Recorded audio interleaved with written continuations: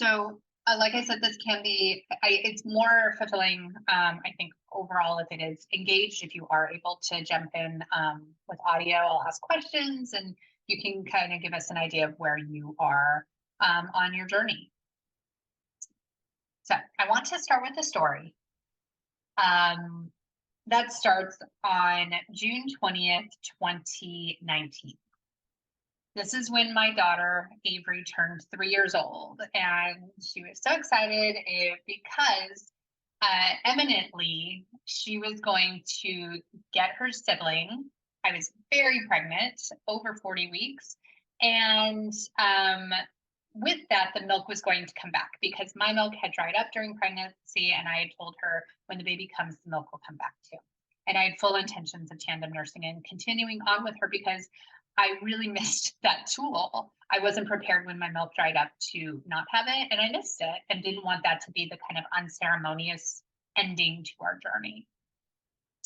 3 days later, Luca was born, and they were adorable together. And of course, there's the bond there, but it got rocky pretty quickly. And a month later, Avery was kind of done having a sibling and said she wanted to throw Luca in the trash. So it was kind of rough.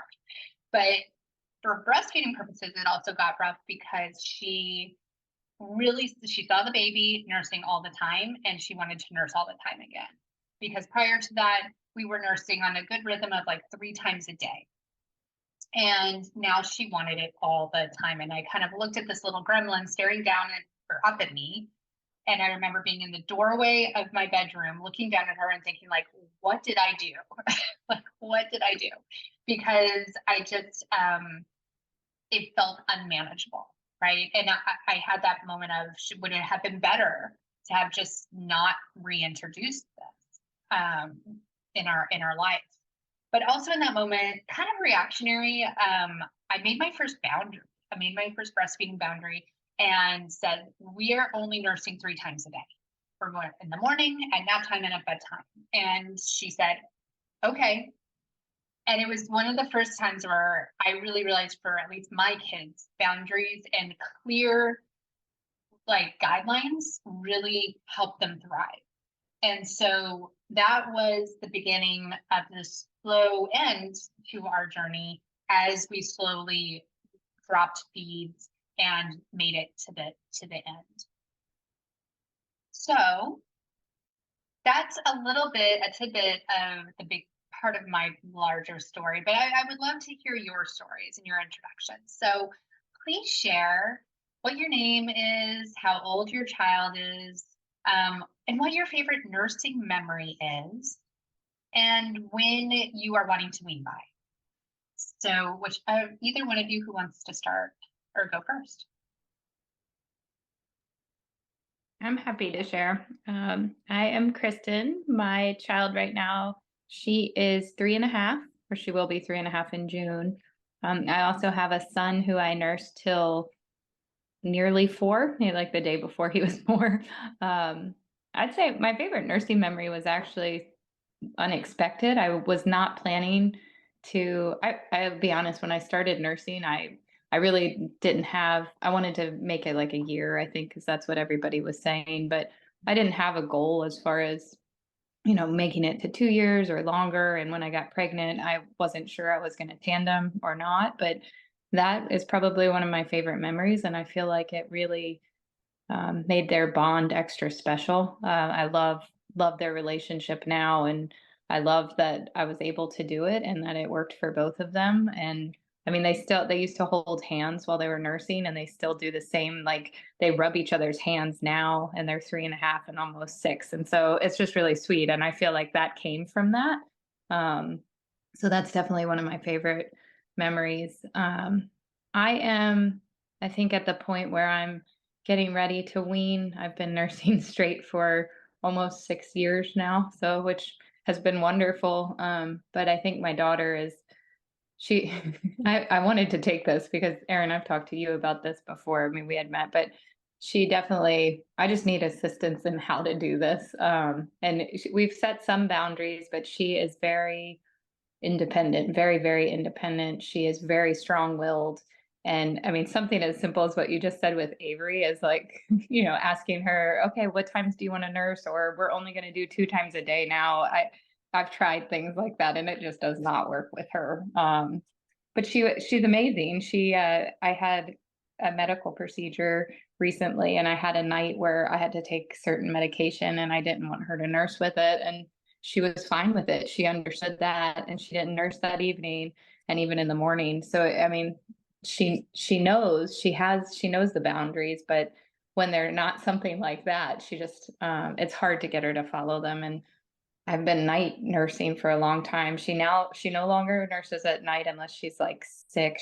She nurses to sleep though, and that's the one I kind of would like to get get rid of, I think. I don't we do bed share right now, and I don't mind that as much, but I do want a little bit of space before I go to bed, and just the fact that like she can't lay down to go to sleep with her dad unless I'm not physically here, which really doesn't happen. So just things like that. So that's where we're at. But I think are kind of similarly, like by the time she's 4, I'm just thinking ahead to be that's kind of my number. So by December, I want to be kind of finished with it, finished our journey. Awesome. Making it. Sorry, I talked a lot. There's like, Lauren, Hi, I'm Lauren. My daughter she's about 22 months old. She'll be 2 in June. She's my only one. Um, yeah, and we've been nursing, exclusively since she was born. It's gone really well from the start, which I'm super grateful for. Um, I labored for a really long time with her and then ended up with a C-section. And I remember before I even got to hold her, I was like, oh, this isn't gonna go well, I'm not gonna be able to breastfeed her. Everything's all wrong. And then they put her on my chest and she like latched right away. The nurses were like, oh my gosh, like I've never seen, a baby nurse so well right away. And so I think that was probably my favorite because I'm like, oh, all hope isn't lost.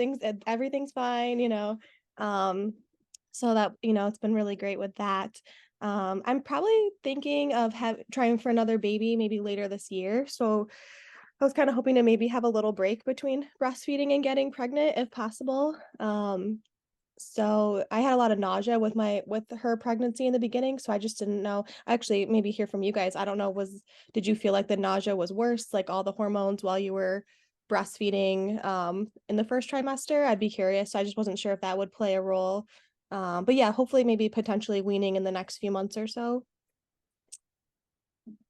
yeah, my second, I had less nausea. Thankfully, I don't honestly know that nursing made a difference in that.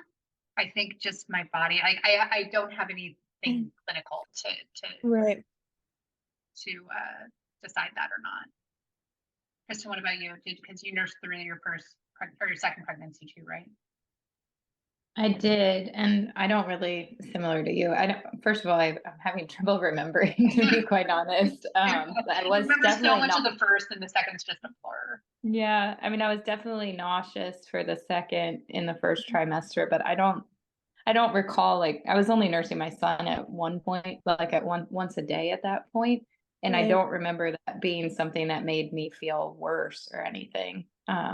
And it didn't bother me. Like I still love to do it. I don't think it made me feel sick or anything. Yeah, I Gotcha. think on the flip side, it was almost like a bonus because when I didn't feel well, I could lay down and she would be still, and I would know where she was. So Yeah. That's true. That's fair. Sarah, I know you said you were driving. Are you able to jump on the audio and share a little bit about yourself? Hi. Yeah, I can. Can you hear me okay? Yes. Hi. Yeah, my daughter is also 22 months. She'll be 2 in June. And we have been working on nursing boundaries. And I've gotten her down to like maybe 4 or so feeds a day, but it really just varies. Sometimes it might be a little less, but sometimes it's much more. But I feel like now I'm just starting to see signs of her not asking as much, which is really nice. but we never bed shared up until like a few weeks ago, where like it seems like that's the only thing she will accept. So that's been kind of hard because I've already night weaned her and now she wants to go back to night nursing. So it's a little bit like, I feel like traumatic's a strong word, but when I've already night weaned and now I'm like, I thought that was done and now we're going back to it, it's kind of disheartening. Yeah. So yeah, I'd like to be done by December. That's kind of my goal for now. And I'd like to just gradually do it. Right now, I'm like, I would say we're at about 4 feeds, like I said. If we could just kind of slowly drop them where it's just not so difficult. I'm just kind of worried about how it's going to look like getting her down for naps, getting her down for bedtime. Same as someone else said, like I'm the only one who can get her down for bed. And I have to lay with her forever. And, you know, it's fine to do it, but it would be nice to kind of be able to have dad jump in sometimes. So yeah. Awesome. And sorry, you said December also that you were hoping to be done by? December. Awesome. All Yeah. right. Well, thank you. You're all nice kind of overlap here in goals and the age range. You're just spot on to where, you know, this is if you're getting more stubborn behavior, super normal, and that's usually, you know, like if it's kind of like you have a chill kid and then you hit around 2 and then it's like, wait, what happened to my child? And that just kind of is what can happen. So if they're becoming more demanding or having stronger opinions, it can be hard to figure out how to not go either super stern, no, or give in all the time. And hopefully by the end of today, you'll have some strategies to kind of meet them in the middle, and creative ways that are less stressful for you to have to do on a daily basis. Let's see here. Okay, a little bit more about me. I fully weaned when Avery was 4.5, and I loved nursing. I have to say now I'm pretty grateful, like, that it's over. I think she asked someone, I forget, it came up recently. One of the kids said, like, I wish he had milk back. And I was like, I do not want that. And it was kind of a cool moment because there was certainly a time where I didn't think I would feel that way. It was kind of my superpower, but I didn't know how to stop. So it wasn't really that I always felt like I love this, I want to keep going. It was just sort of like, I don't know what to do to otherwise end this. And so this is why I created this workshop and all of my seminars, because I want to provide you with these tools that I have since learned how to apply to nursing, because the positive parenting books and seminars and classes don't utilize the work and the context of nursing, toddler nursing, and lactation experts usually don't talk about this. They kind of stop at a year and just kind of say, oh, go until you are done. And it's like, well, that's not super helpful. So this was definitely me sometimes where, like, when she wanted it, you know, she wanted it. And it just, I mean, makes me chuckle now, but there were definitely times where it was stressful. But having applied the tools that I know now to our right dynamic relationship throughout the last 7 years now, I know and can promise that the relationships that you're trying to keep a hold of with your nursing toddler can still happen without the milk. So let's imagine you are a child. Okay, we're going to set the stage for the rest of the seminar. You are a child or your child. And until now, you have loved your mama's milk. In fact, your mama loves you so much that she always knows how to make you feel better with her milk. And she must love you so very much. But today she told you that you couldn't have milk anymore, that it was going away. Does she not love you anymore? Ugh, daggers, right? And so this is the frame I want to put the lens in, not guilt, but the frame of how it might feel to them, and how can we shift this so that they know that you are staying and your love is staying even when the milk is gone. So as we go through, we'll keep coming back to this idea.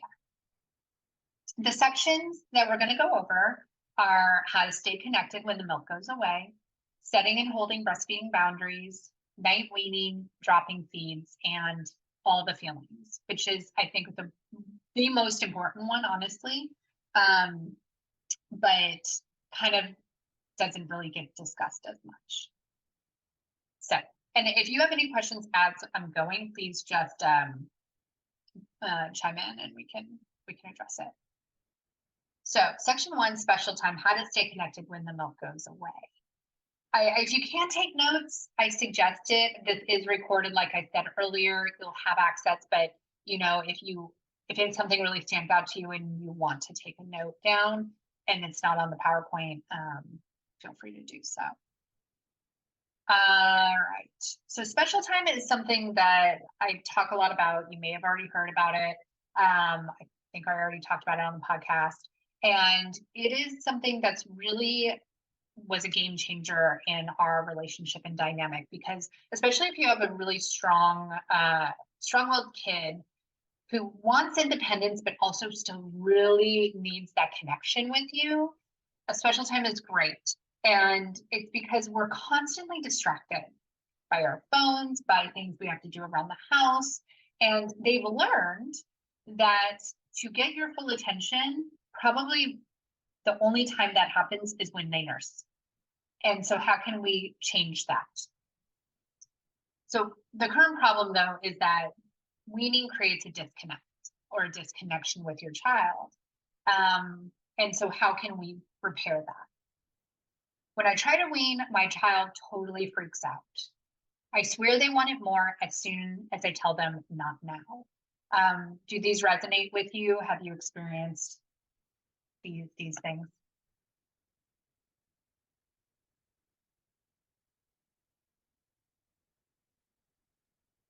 Definitely they want it more as soon as I tell them not right now. She definitely will have tantrums over it if it's, I've tried to establish like certain times, so that's really helped. Okay. But for some reason we have to like cut something short, or I don't know, she's not feeling well and she wants it now. She definitely, it's she wants it more. Mm-hmm. Yeah, she wants, and we all kind of have that experience, right? Like if we can't have something, we immediately want it more, right? Like it just sort of is like, but like I'm thinking ice cream right now. It's like, but I want ice cream so bad, but I can't have it, right? And for them, like my daughter had used to call it ice cream, like it tasted like ice cream. So it can be very frustrating. So how do we fix this? A solution that I suggest, especially at the time, and this is a really specific strategy. It's not just let's play together. It's let's play together immediately following a nursing session or right before, like sandwich a nursing session, so that they know even if the milk isn't there, you have special time. Or if you're saying no to the boob, say yes to special time. So it's a set amount of time where your child is in charge.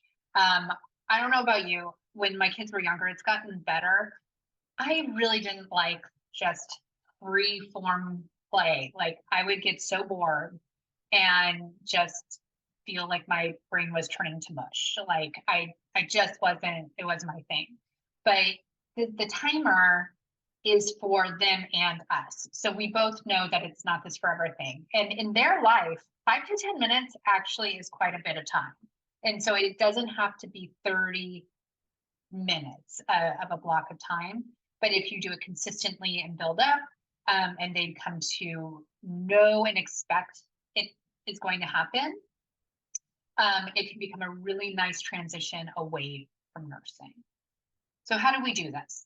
What to do first here? Introduce yes time to your child. So introduce it as a concept. I always love if you introduce an idea as a game, and you whisper it to your child, they are always, and if you say like, I have a new game, do you want to try it?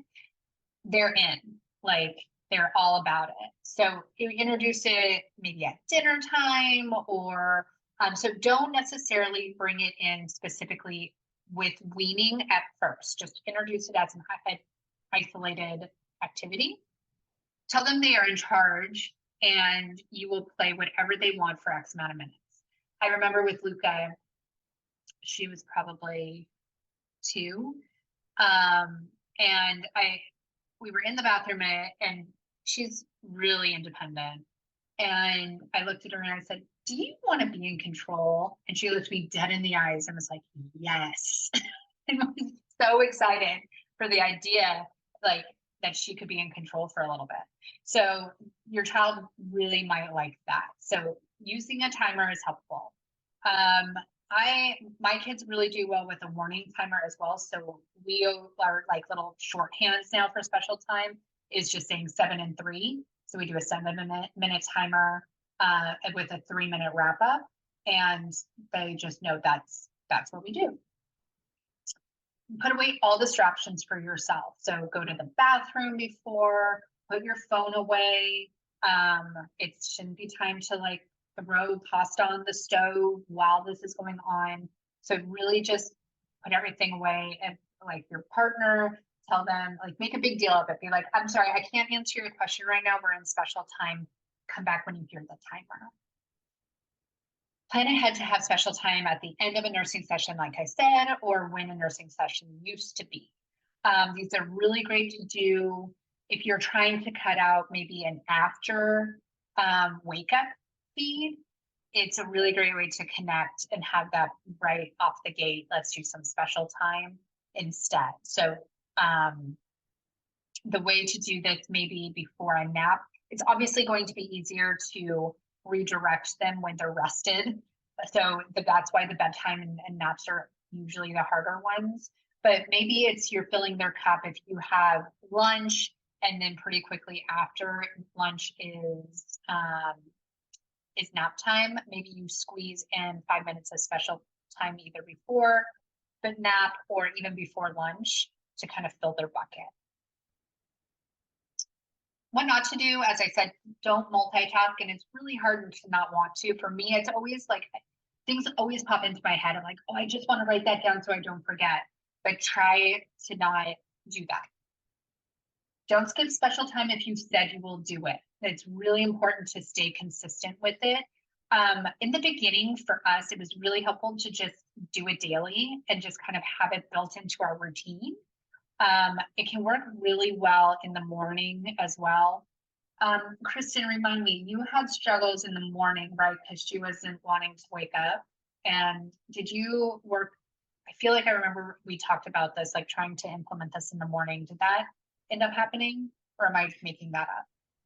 No, you're right. I didn't end up really giving her special time in the morning. I tried. We did for a little while, but then because of my husband's work schedule, I've had both kids like by myself for the most of the mornings recently. So, but I think what we did previously actually helped because she knows she'll get the milkies in the morning, and then it's not like I set a timer for her. She knows once the timer, we actually do 2 or 3 timers, but I have that built in. And once that's done, she knows it's our time to like go get ready. So she is doing a lot better. In the beginning, when you had suggested that, I had a little bit more freedom to have my husband take my son in the morning. So we would read a book usually afterwards, or like just do something even as simple as going to pick out her clothes and making it like a game. So that did help. But I think overall it's still helped in general. But the timer really works for us for that.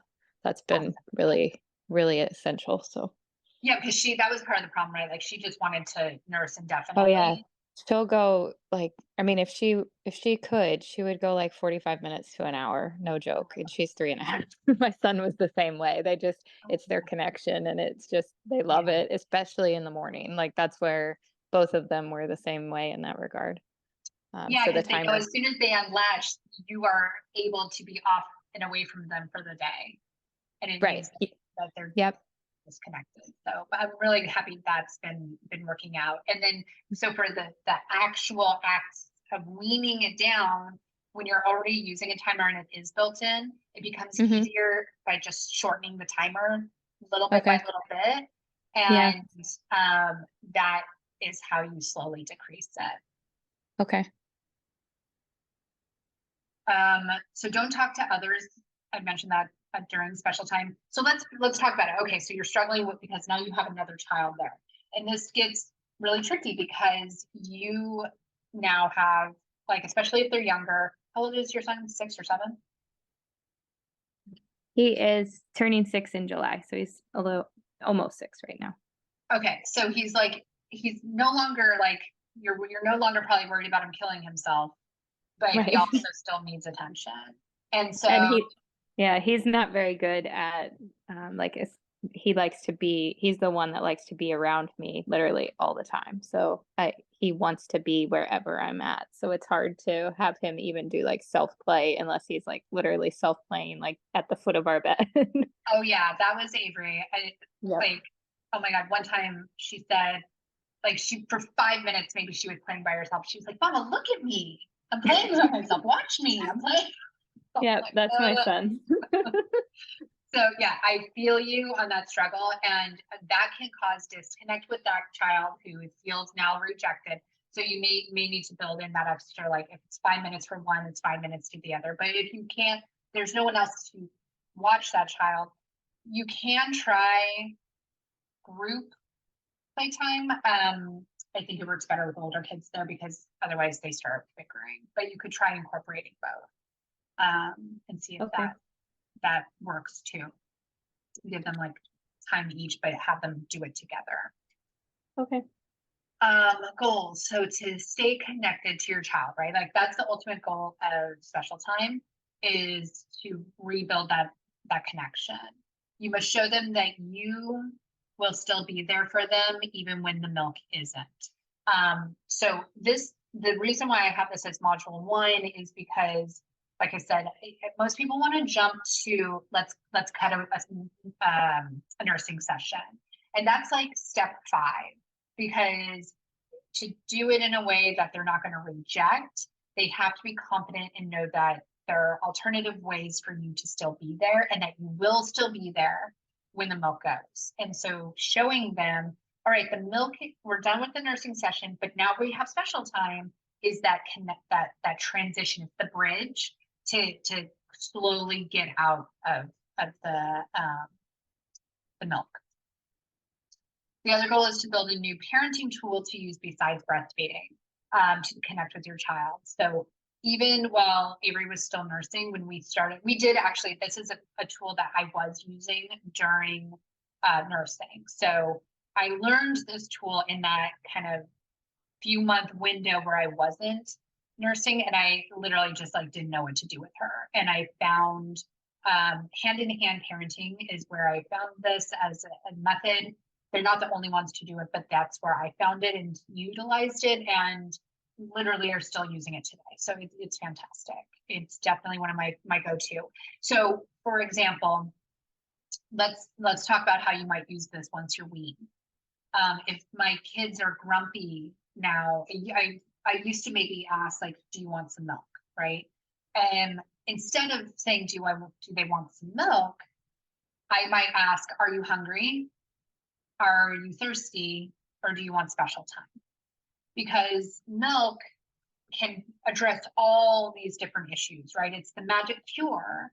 But what we want to start to do is to help them identify why they're wanting the milk, so that they can communicate to us later what their real need is that isn't being met at the time. To help ease the transition away from nursing. And I think we already said this, like, so set the timer for nursing session, then go into special time. As you cut down the nursing time, add to special time. So the window of time you are dedicating to that one-on-one time with your child should ideally be about the same. You're just, as you're transitioning from the milk, you're gaining the special time. So Sarah and Lauren, what are your thoughts on this, if this is a new strategy for you?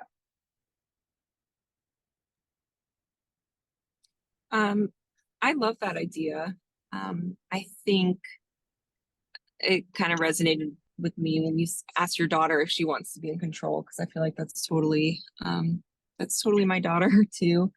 I can see how that would help, because right now all I've kind of done is, like, especially at night, like, when it's kind of bedtime. I'm like, well, I can't, we can't do nurses right now, but I can sing you a song or we can snuggle. And that's kind of all I provide. And at first that worked. And then she slowly realized like, oh, that's not nearly as good as what I want. So I think, yeah, trying to find maybe some new games or things like that too. If you have any ideas, I'm sure I can think of some too, but things that you don't need, maybe tangible objects that you can kind of just whip out when you need would be helpful, I think, as well.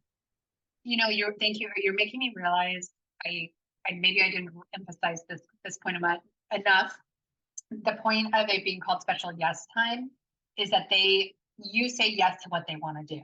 Of course, if they want to nurse, right, that if they're smart, they'll immediately, figure out that is a strategy to get more milk, but you let them be in charge. So let them figure out what they want to do. And it's usually the things that Oh, gotcha.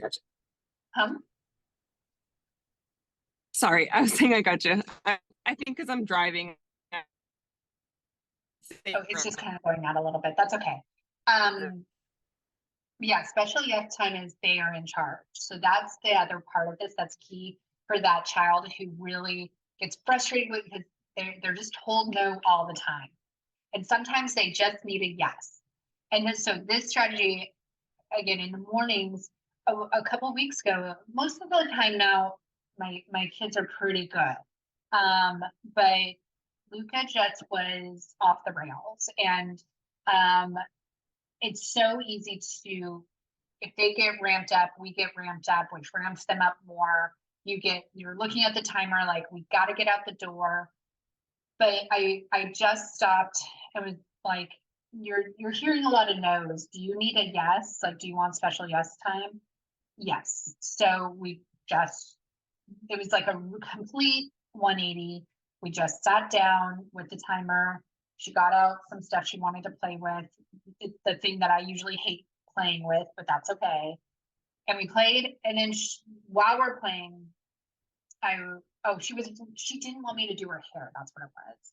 And so while we're playing, I was like, okay, when the timer goes off, do you want me to brush your hair and have it down, or do you want it up? And she was like, down. So it re-regulates them and gets them more cooperative. So yeah, the yes part of that is really, really key.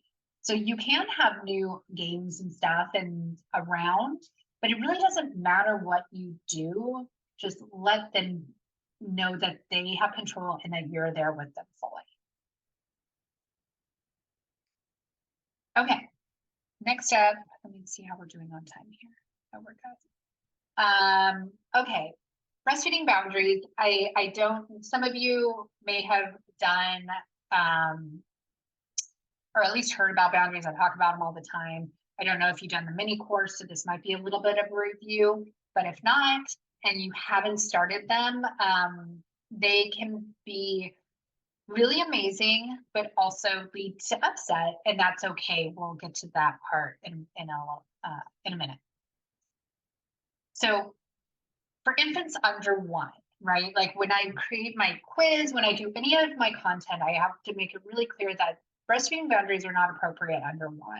And so when I get people who are coming to me with even 11 months old, I want to make it very clear that this isn't necessary.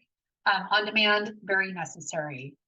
But over 1, it's not a requirement. But it's not this clear, concise, line, because some kids are eating really well at 1, some are barely eating solids. And so it's usually this gray area that you start into. Around 18 months is usually when I start saying boundaries are appropriate. So all of you are in the gray window for boundaries. The child leads the breastfeeding relationship in the first year, and it can be tricky in the toddler dynamic because really it should be the parent and child creating a breastfeeding relationship. And I always use the analogy of like ballroom dancers in this, because in the first year, your child has been the leader, right? They've been the one in the lead, you've been following their lead, and you guys got in a really great rhythm. And then probably you are past this point right now, but you you had to start taking over at some point. You had to start setting some limits, or at least making it so it's not every time they want to nurse, you stop and drop everything and nurse. But that was probably kind of rocky because you've never led before. They didn't really want to give up leading. And so that dynamic shifts. It can be kind of awkward. And then you get in a rhythm. Maybe they start getting the lead a little bit more. You take it back. All of that is super normal. But when you get to active weaning, meaning you are at the end stages where you guys are, unless your child is fully done, right? Like you can tell that because you may even offer it and they're like, no, I don't want it right now, which the first time that happens is really weird. But if your goal is to end before then maybe they want to, then taking the lead in this relationship with boundaries is key.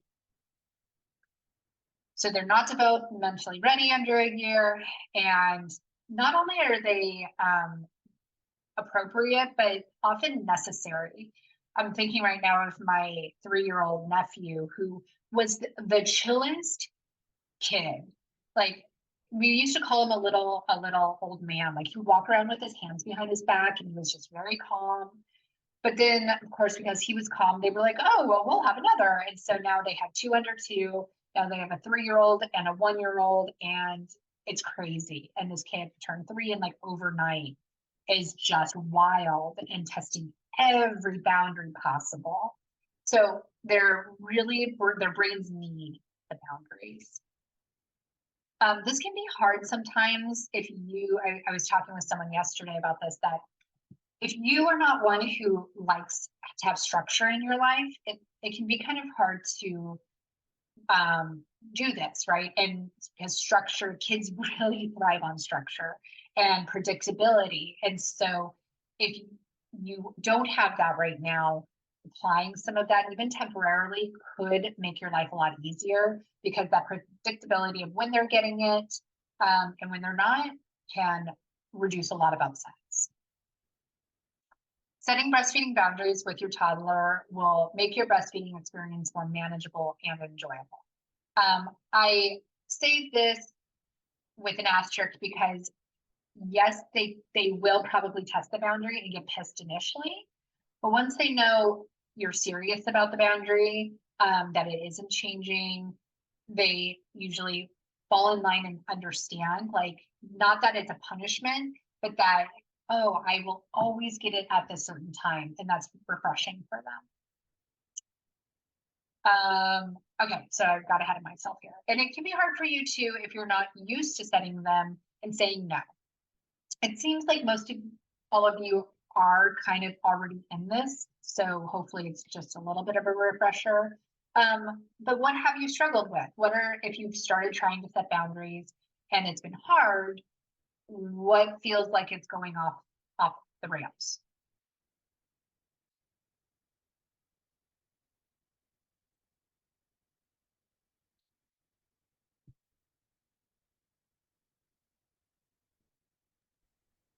I think for me, the hardest part is just knowing that it's just easier to give her the milk when she wants it.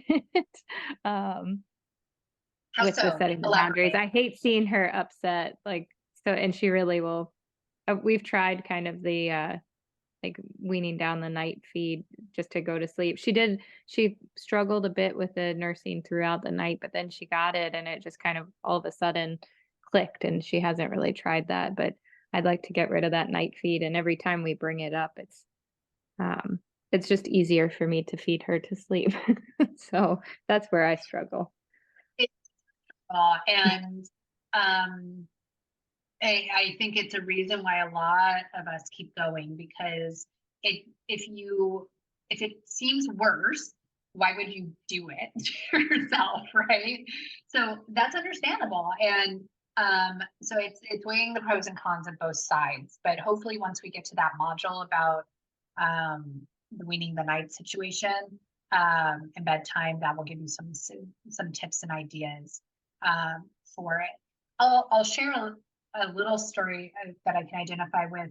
We just, in January, finally weaned the pacifier with Luca. And it's so like, it's funny when it's the younger kid, you're just sort of like, whatever, we'll get there eventually.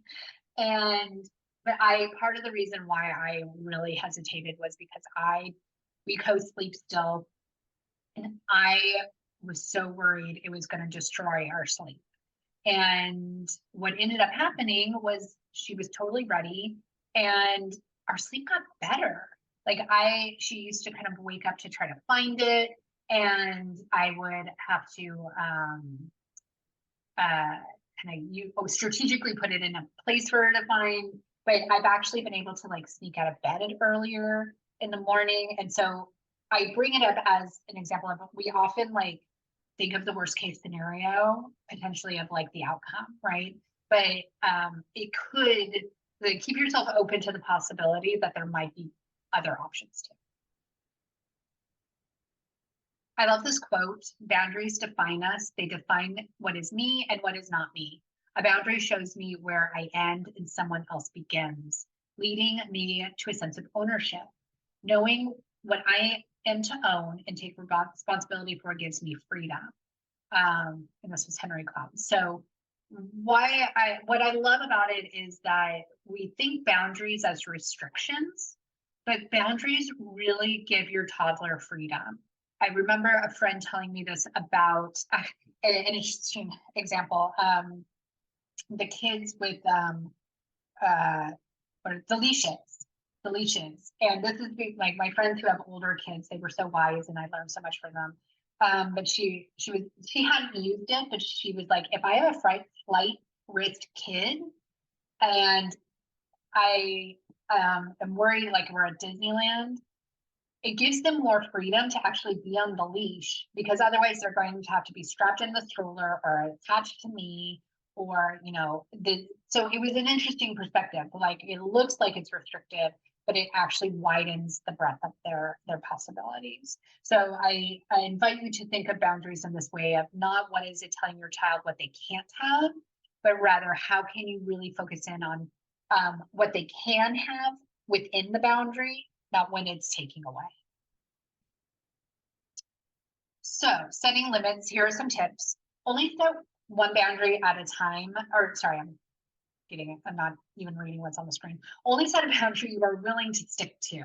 So if usually nighttime is the hardest, if it feels like you can't really stick to, like, let's say a time limit like you are in the morning, in the evening, don't do that yet, because it's going to make it harder on both of you if you do it and then back out than going forward. Tip 2, only set one boundary at a time. Tip 3, expect upset and love them through it. Okay, so in the beginning, they might not like it. And it could be that it's kind of novel in the beginning, and then they realize, like, wait, but I really want this now.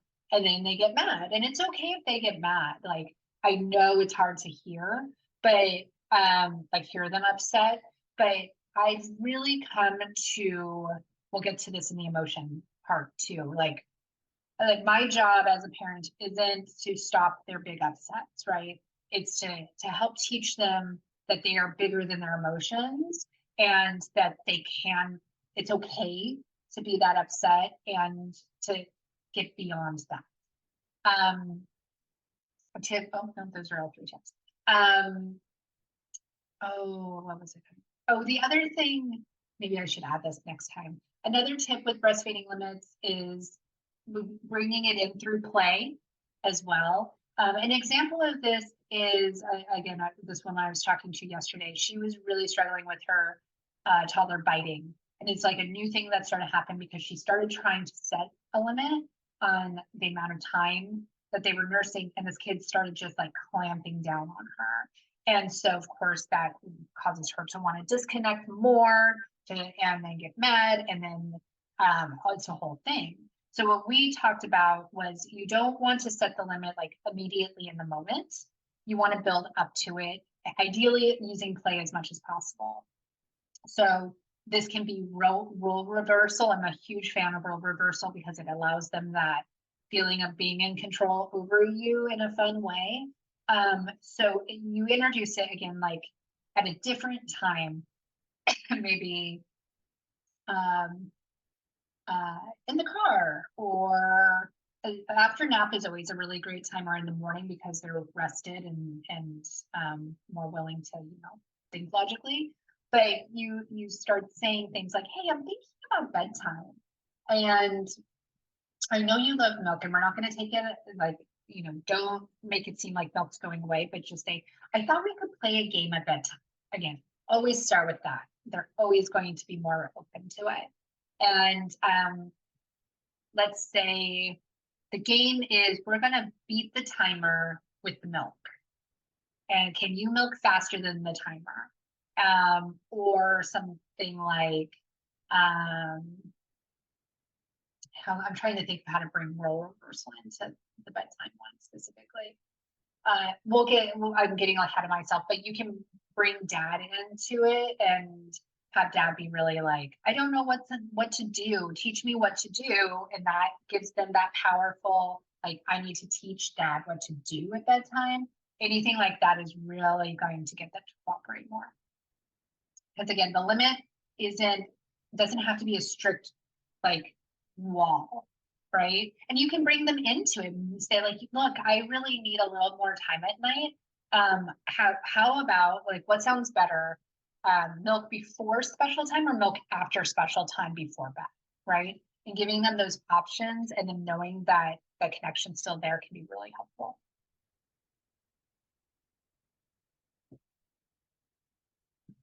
Some example limits are when you nurse. That's always, to me, a really big one. I'm a huge advocate about scheduling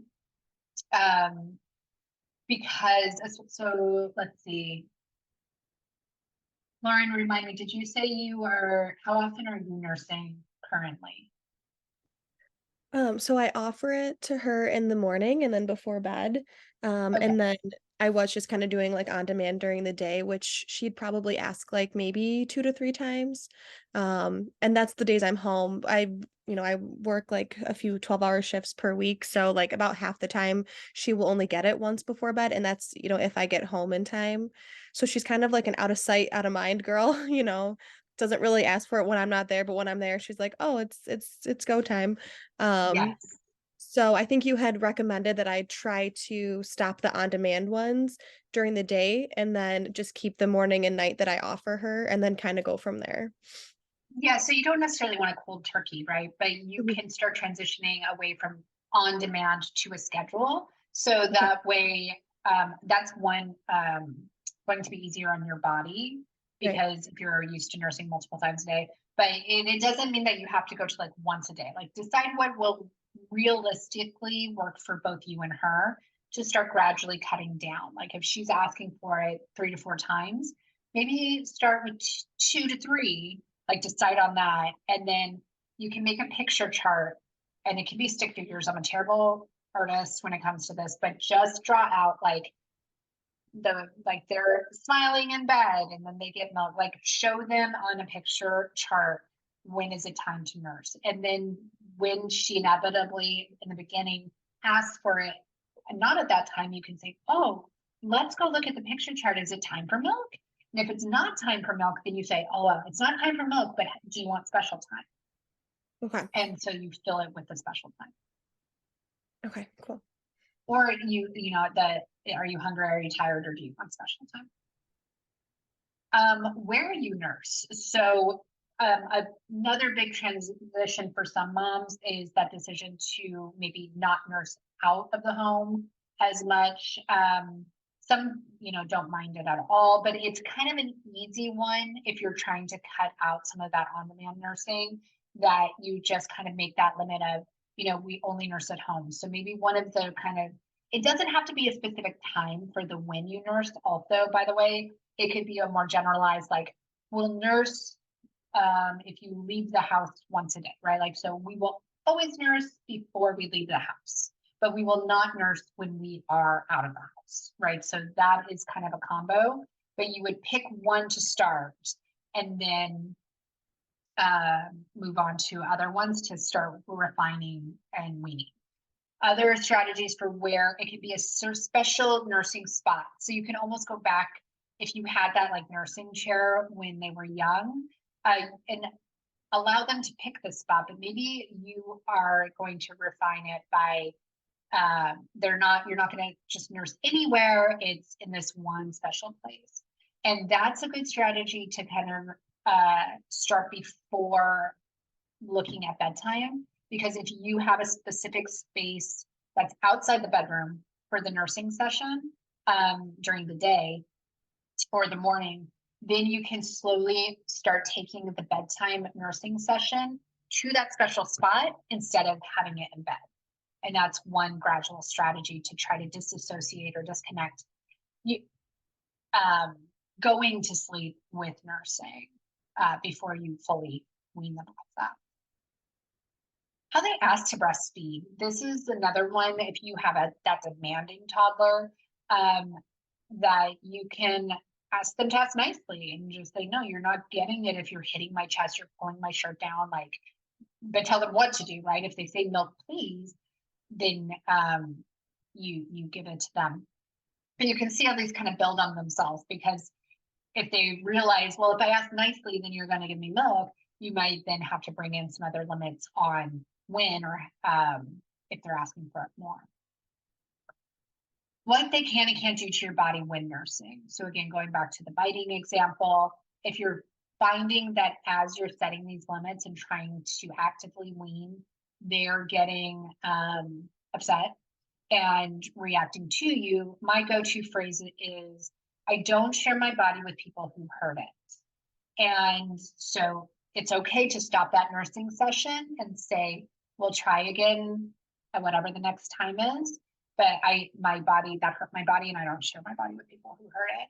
And you can use examples like if they're in school, you can say like, if a kid hurts you, you don't keep playing with them, right? Like that, it's not okay. And so give it to them in an example that maybe in their life they understand. How long a nursing session is. So we've already been talking about this a bit. So the timers really can help with this. Let them pick the sound, right? Or is it, we've recently got like stand timers for some other thing. So if you don't like the noise of it, or another really good one are songs. So maybe you put music on and you say, when the song is over, we'll be done nursing. So there are a lot of ways to make it a timer without it being like an overt timer that you can play with and see what they respond to best. Okay, so this is something I've created, the 3 steps to hold a breastfeeding limit that, again, inevitably, at some point, it's not going to be like Avery was in the very beginning when she just magically said okay to the boundary. She had upsets after that, right? But in the moment, it was a nice aha moment. So what happens when they are upset, like really upset? Stop talking, drop to their level, and roll with it.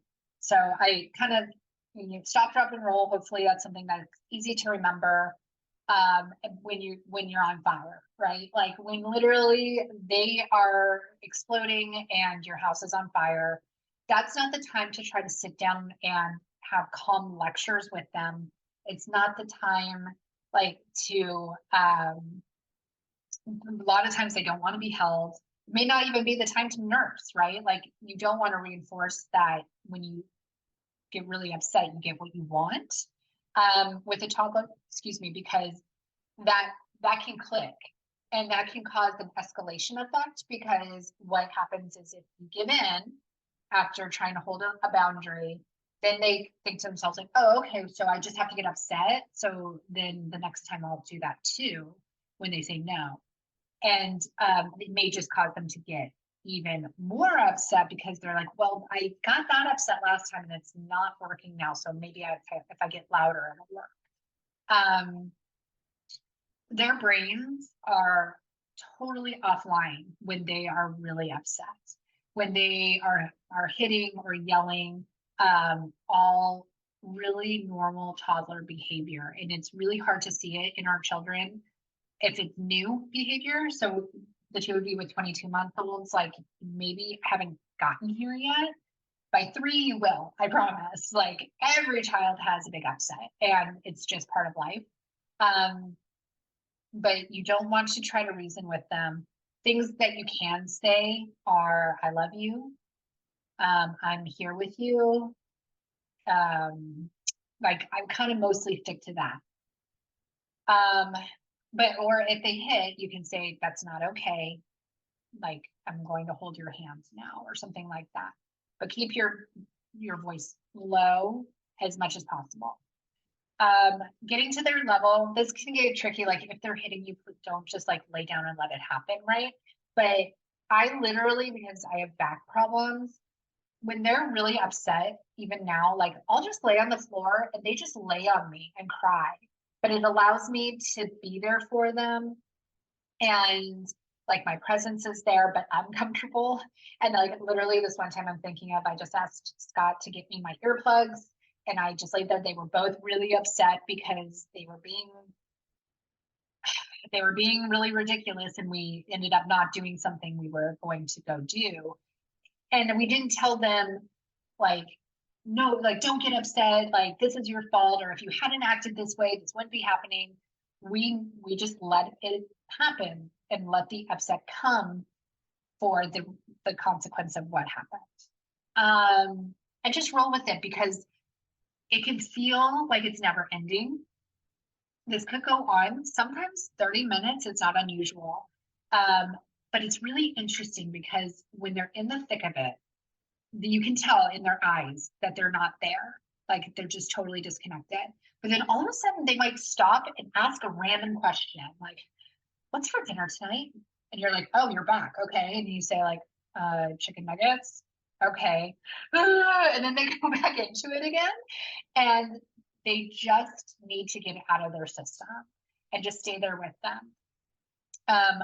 Another example of using this post-weaning, okay, because I really want you to know that these strategies aren't just for breastfeeding and weaning, but you're building in the tools to use after the milk goes too.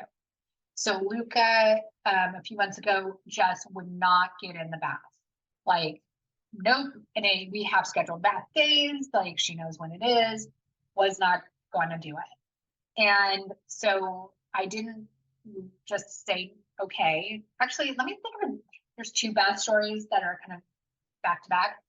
It was Thanksgiving on this particular time and she was going to get a bath. She said no. And I actually said, okay. I was like, okay, no bath. Let's just go. But then she was like, no, I want a bath. And I was like, oh, here we go. Okay. We're in one of these cycles. So I was like, okay, well, let's get in the bath. No, I don't want to. And she spirals in that way. And so Scott and Avery went to Thanksgiving early. We separated. I stayed with Luca because at that point I was like, we're going to take a bath. And she was like, no, I'm not taking a bath. Didn't want to get dressed, throwing her clothes. And we just sat on the bed until the upset was over. And when she was calm, I was like, are you ready to get in the bath? She said, yeah, I'm ready to get in the bath now. And then the cooperation was there. We got our hair done, clothes on, got there. We had a really great time. And part of that, I think, was we were going somewhere new and she was a little nervous about it. But when they don't have the level of vocabulary to maybe explain what really is going on with them, it can be hard to know, right? And so sometimes we call it getting the ickies out. Sometimes you just have to get the ickies out. So just stop, drop, and roll. Okay, any questions before I go on to section 3?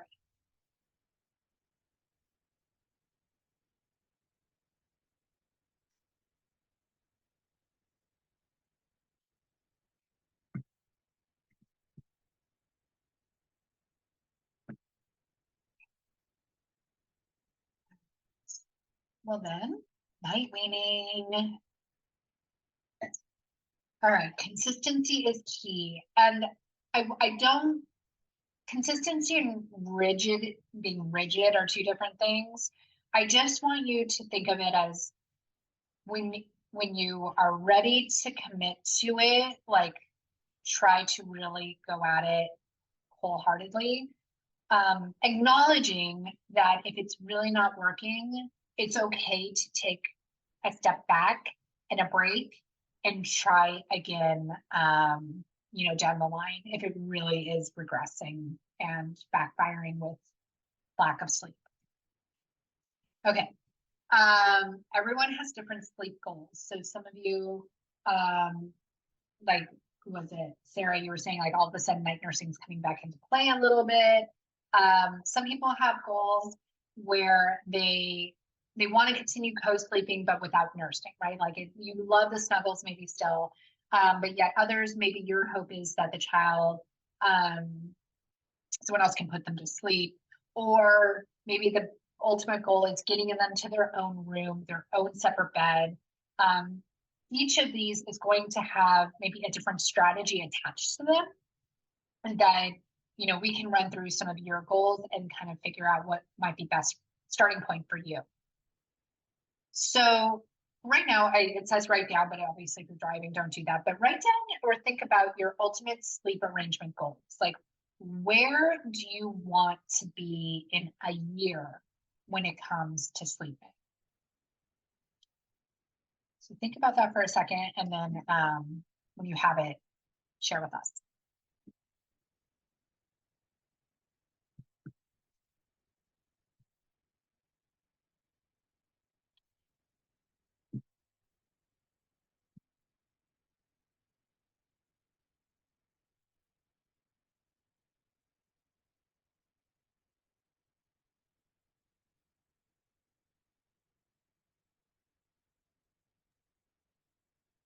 My daughter hasn't, she doesn't nurse at night anymore, so this is kind of one area that we don't really have to worry about. And she's in her crib in her room. So I mean, yeah, that's kind of made she does nurse before bed, and then just not till the morning. Okay, so for you, it's more bedtime nursing that you'll have to wean.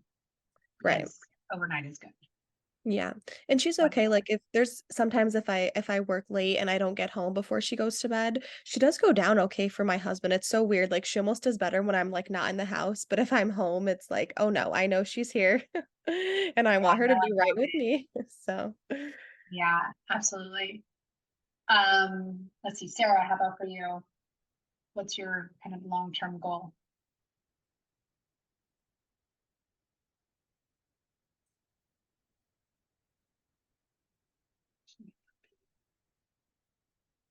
She might not be able to answer. So Kristen, how about you?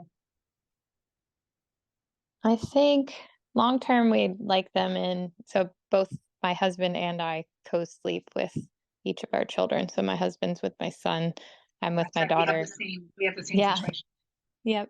I think one of the things we want to do right now, we have a very large master, so we are I'm in here with my daughter, but we also have room for like a floor bed kind of. And so we're thinking about maybe seeing if the kids, just an idea, would sleep on that together, because we've had trouble with both of them sleeping independently. Like my daughter used to sleep in a crib, and then we started co-sleeping probably last year. And I actually am quite comfortable co-sleeping, but right now, but I don't want in a year, I'm hoping that they're kind of in their own bed, but it could be in our room, and I'm not opposed to that either for right now until we can get them into their own room.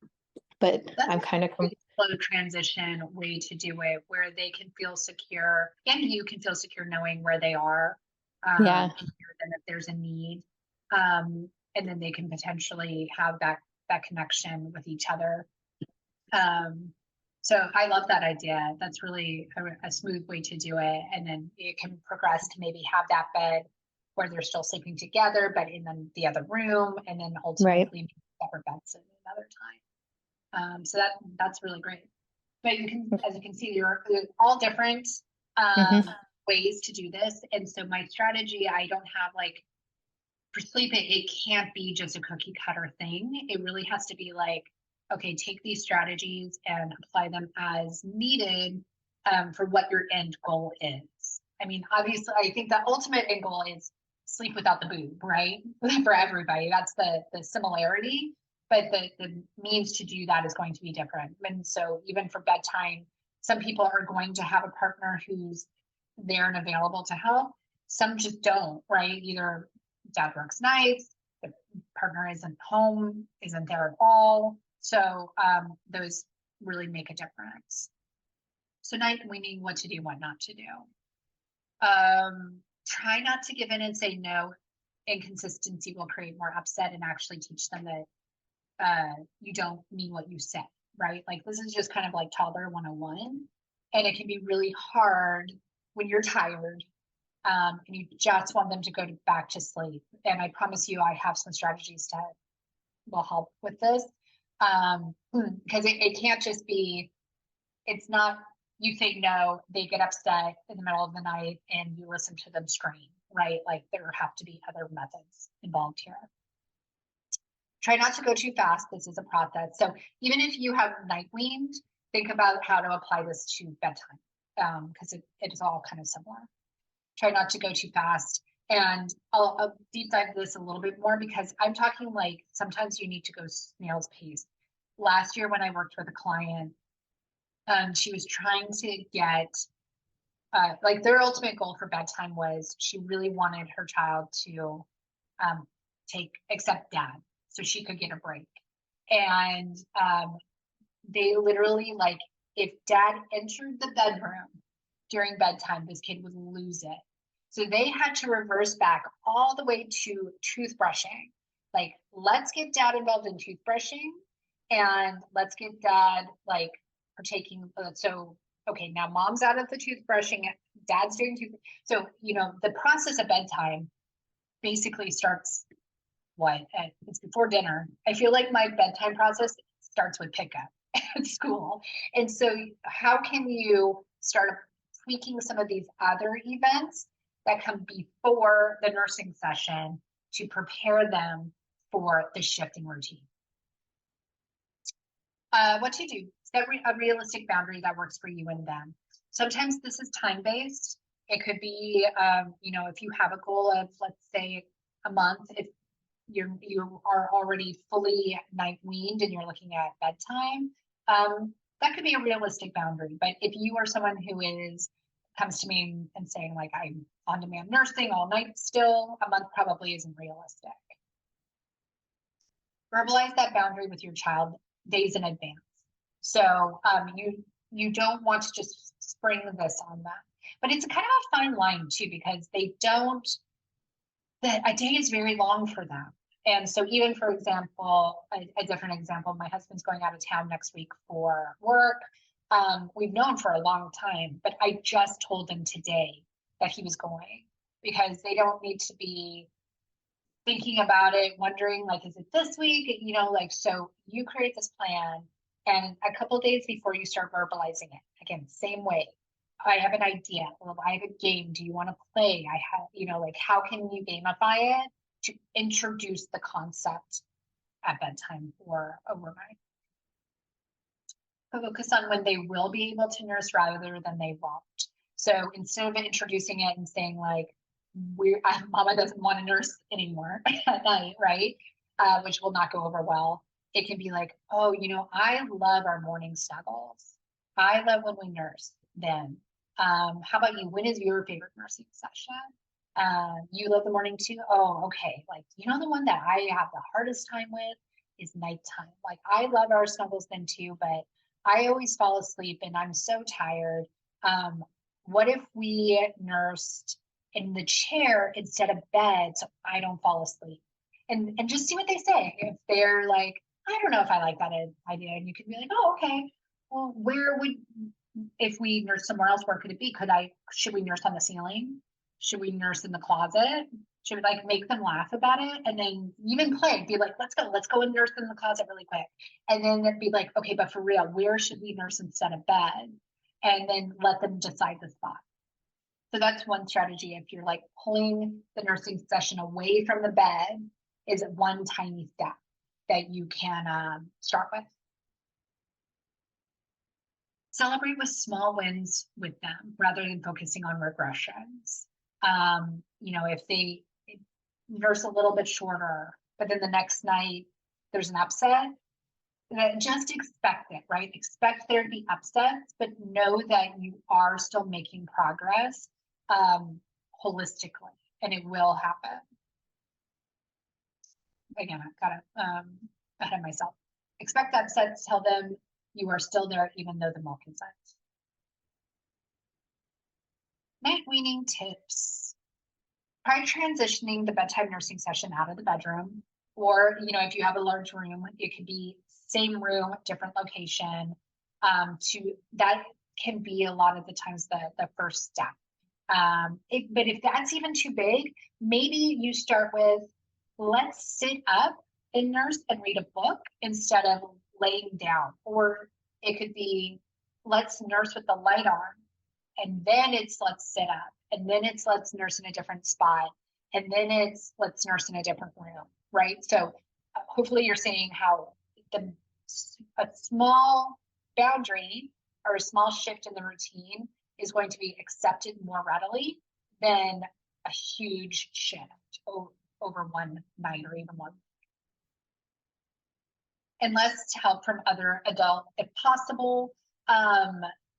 So this may or may not be helpful, right? Like if you do have that kid who's rejecting dad or another person to be do bedtime, how can you gamify it? How can you enlist them?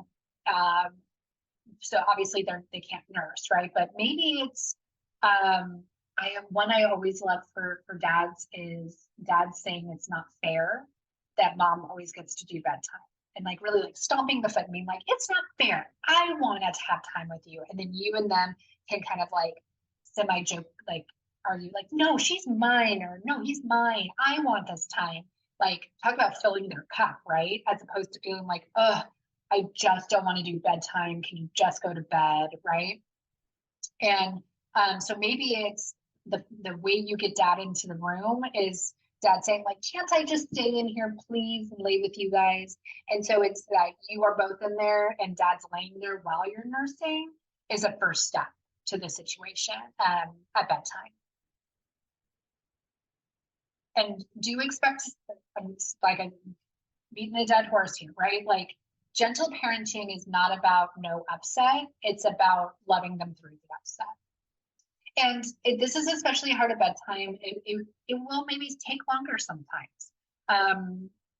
And just know that that's part of the process. If it's consistently though, an hour, 2 hours, and there's no change, it's okay for that night. Let's say like, okay, we're going to stop, like dad's not going to try anymore. I'm going to come back in. We're going to lay together and like call it a day.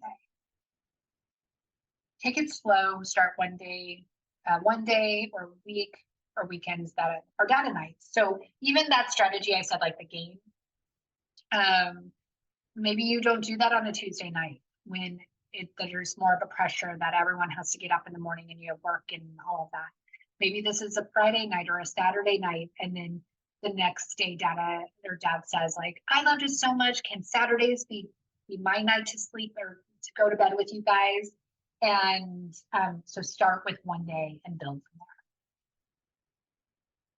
there. And naps are a good strategy actually to start with all of this too. If you're still napping, I usually suggest like bedtime to me, if you still have a kid who really wants that milk at bedtime, most of the daytime ones are the ones you want to cut first because it's just easier. But if you start with these strategies of having a special milk time at nap time, or a milk place rather, your child will be used to that routine and you can start mimicking it at night. You may want to start to leave the house. I don't encourage this as like a first go-to situation. And like what usually happens is if you leave and then dad's there and she's freaking out and dad doesn't know what to do and dad gets mad and like it's just a whole thing. But if you find, like you've said here, that you being gone is actually good, then you might try to incorporate that a little more regularly so you get that self-care time or go out, hang out with friends or something while dad does bedtime.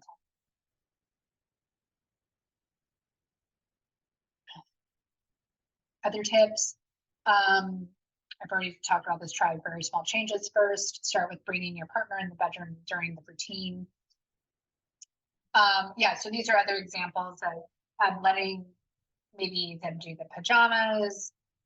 They read the book, but again, constantly bringing play into it, putting the pajamas on the wrong way, reading the book upside down, but it shouldn't be you correcting, like let your child correct them and tell them how to do it the right. Bonus, okay, I'm getting ahead. How does this sound? Does this sound like something you've tried before? Is it a new idea? Do you think it might work for your child?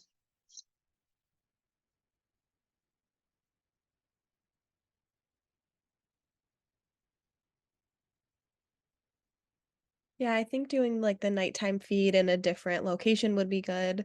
I've already started doing that like a little bit, like because the nights that I work later, usually it's like right before she goes to bed. So I'll feed and I'm exhausted. So, I'll feed her just like right in the living room and before I go like eat something and then my husband will put her to bed. And there definitely is a bit of like an upset, a little bit of a tantrum, but I mean it's pretty brief. So maybe we'll, try to start doing that more. But then I also kind of feel bad because that's like the only time I would have with her is the bedtime routine those nights. So yeah, it's kind of like a double-edged sword. Um, Well, so and we'll you see. can, But yeah, we'll work on it. yeah, maybe the goal for you then in those nights is to reverse it, right? Like to get to a point where you're not nursing, but you still have that connection for bedtime potentially, Yeah, that's true. if And you want to. I don't know, that always kills me. Like I always fall asleep. yeah. Um, so once I get off of like the on-demand nursing during the day, which one would you wean first? Like the first like a morning or the night feed? Is there like a preference? Seems easiest, like one that seems less important to them. Okay. Like just go with ease, or Okay. which one do you want to wean? Like which is the one that has, well, I mean, I guess I shouldn't just say that because the night one's always usually the one everyone wants to wean. Mhm. But yeah, the one that seems like it would have the least resistance would probably be the better one to go with. Okay. All right. Okay, read books about weaning to your child. I'm going to have a handout for you with this stuff on it, but these are some really good ones. My Milk Will Grow, Our Love Will Grow, or Milk Will Go, Our Love Will Grow, or Milky Way, A Weaning Story for Toddlers, Booby Moon, A Weaning Book for Toddlers, Nurseries When the Sun Shines. This is one I hear a lot that people buy. I think it's usually the first one that comes up. A little book on night weaning. I had someone messaged me last week. She's writing a new children's book on toddler nursing, but it's the first one that I've ever seen that isn't talking about weaning. It's just talking about that, like we're extended nursing and this is our life and gymnastics nursing and but it doesn't end with the weaning point. So it was kind of beautiful, and so I'll add that to my list here when it comes out. Boobies Go Bye Bye, A Weaning Story. So I would just kind of peruse these before reading them though, because you want to find one that reflects your nighttime routine as much as possible. So like if you don't co-sleep, you don't necessarily want to introduce the concept of co-sleeping with a book talking about it. And if you want to look for one with a child that kind of resembles your child, that can be helpful too. Let me see the chat. Okay, Kristen's stepping away. Okay, perfect.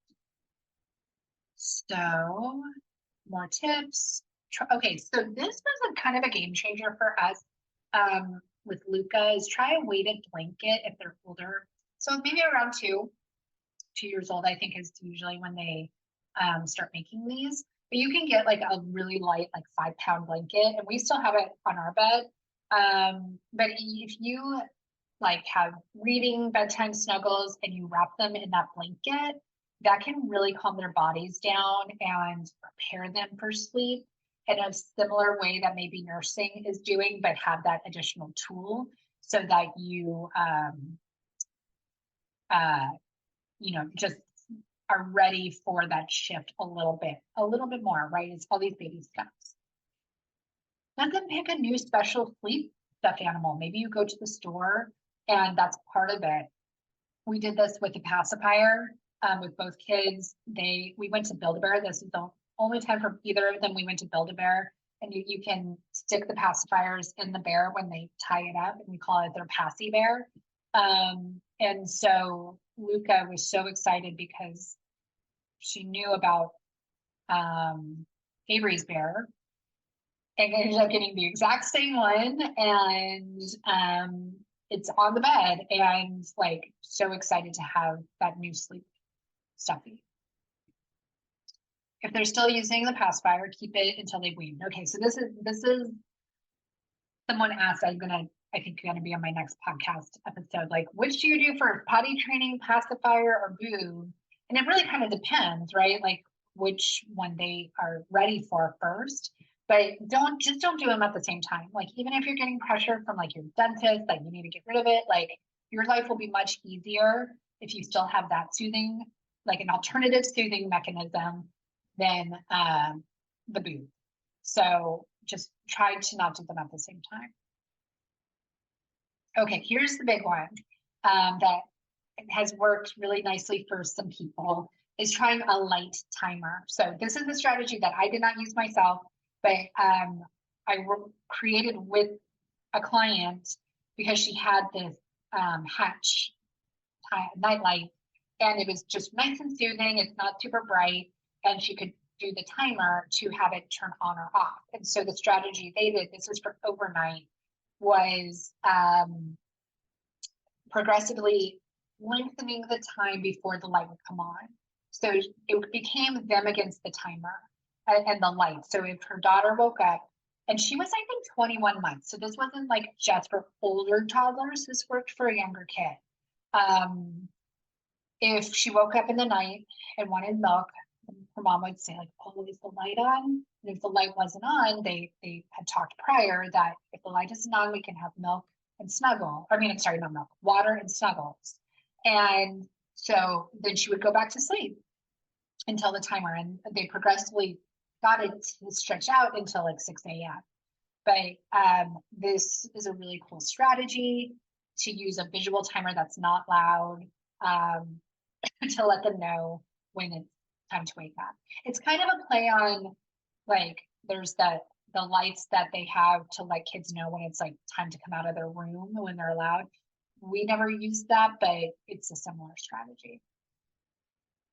Play with introducing this during the day, not like right at night. So you can do this, again, have it be like almost a red light, green light game, like have the time, have it set and be like, is the light on? Can we nurse? And then like turn it off again, like, nope, we're done. And if you can get them laughing, they're going to be more inclined to want to use it going forward. So this can work during the day too, right? Like maybe they can't read clocks, right? So if you're having trouble kind of figuring out that when to nurse thing, you can maybe have the light so that it comes on. You can tell them when the light's on, it's time to nurse.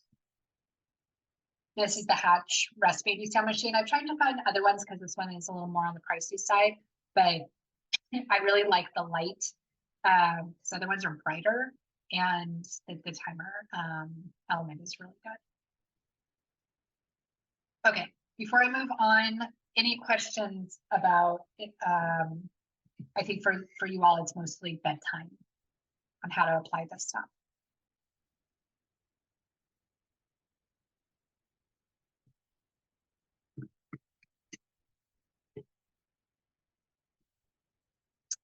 Okay.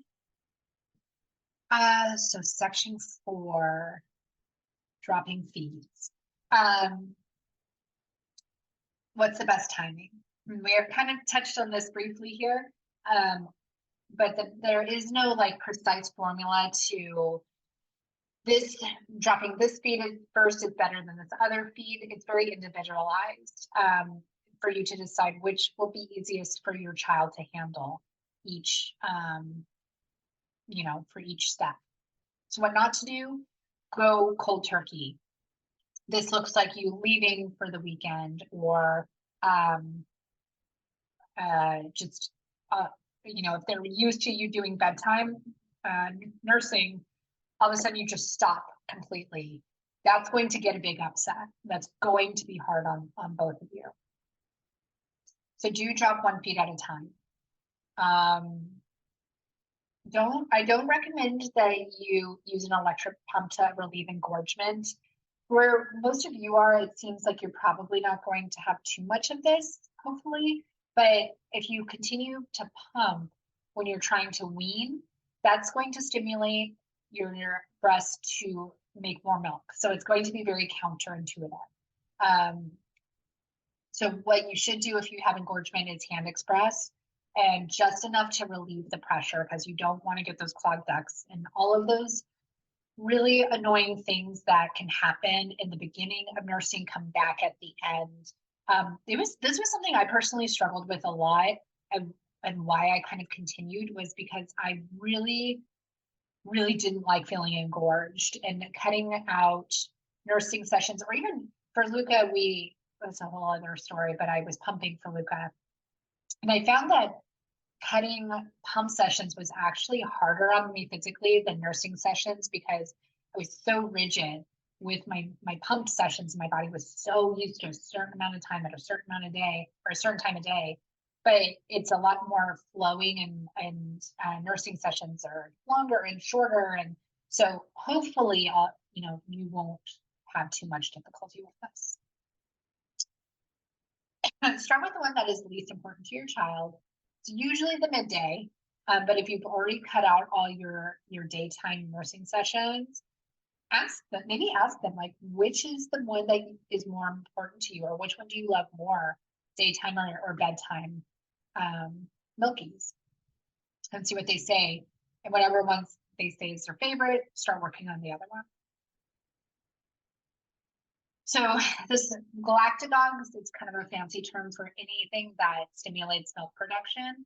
So if you have gotten into the habit, especially from those beginning months, and taking any kind of lactation pills, teas, fenugreek, any oatmeal, try to avoid taking or ingesting anything that is known to increase milk supply, because you do want to start to try to dry up the milk.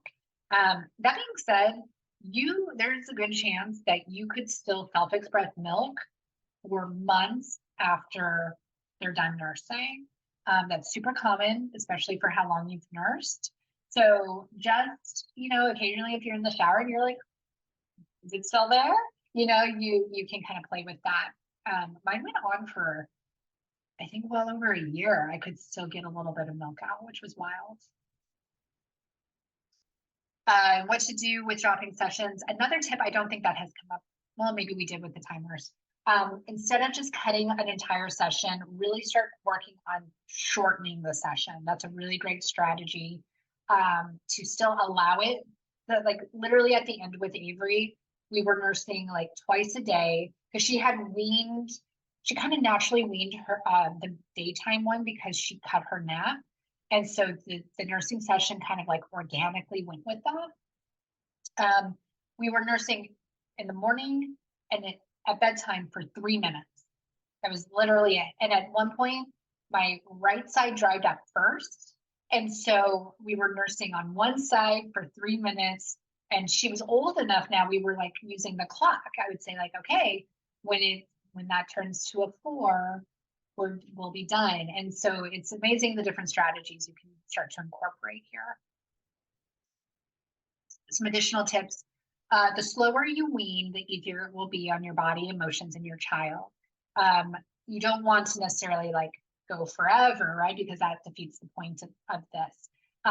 But I have people come to me and they're like, I'm still on demand nursing and I want to be done in a month. And that's possible, but it's probably not possible in these strategies, right? In a gentle way. And you will have probably more upset and physical discomfort. But a 3 to 6 month window is really pretty solidly doable. That said, trust your needs. As soon as your body adjusts to 1 dropped feed and you no longer experience discomfort and your child seems fine and without it, you can begin working on the next session to drop. use special time to replace the nursing session. So bringing that back around, right? Every time you drop a nursing session, it shouldn't be this abyss of them not connecting with you. You don't just remove it, you replace it with that special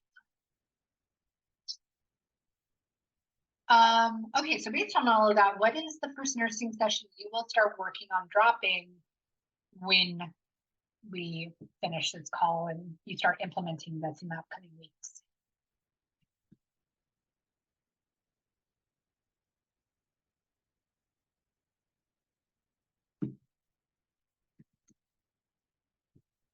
I think I'll probably switch, like you had talked about, just to the one time during the day, instead of her just asking.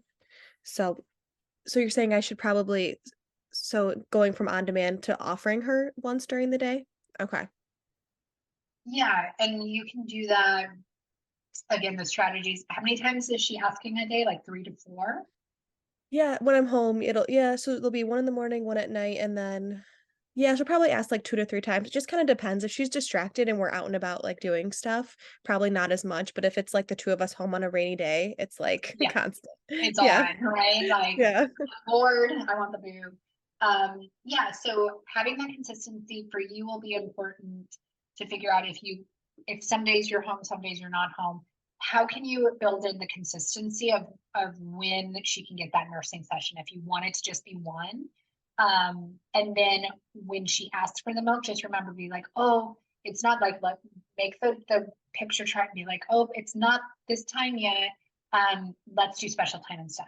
So always replacing and giving her that other option and expecting her to not be happy initially that you're saying no. Okay. Anyone else? Sarah, are you there?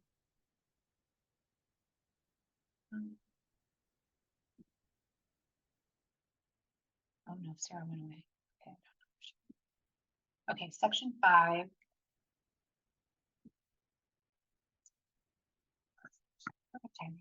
Okay, all the feelings.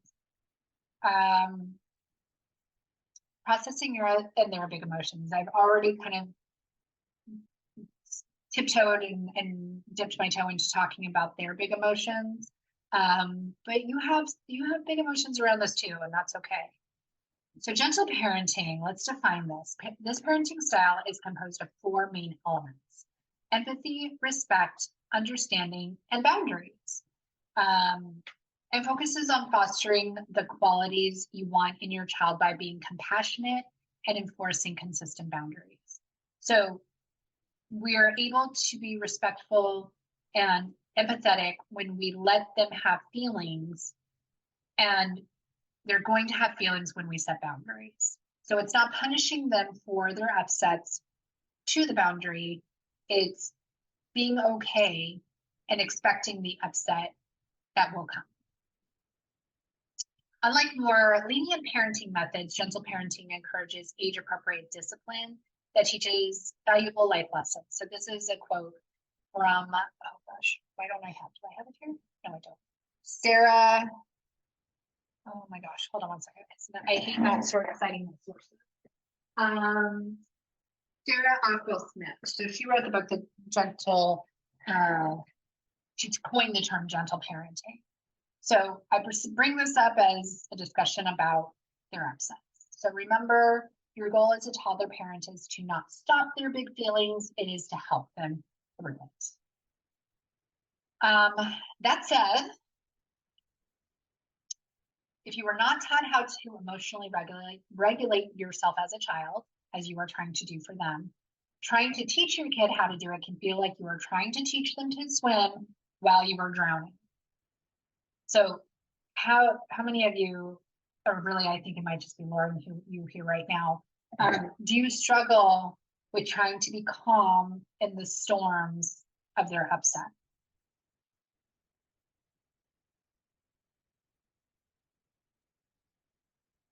Yeah, I think sometimes, kind of like I was saying, not always being home with her, I get a little frustrated, like, oh my goodness, like I just worked 3 days in a row. I want to spend time with you. I want to have fun. And you're just crying the whole time. Like this, who is this fun for, you know? So Yeah. yeah, sometimes for sure.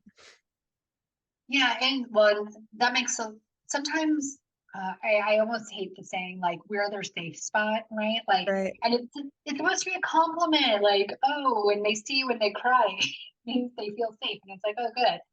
But that can be emotionally draining.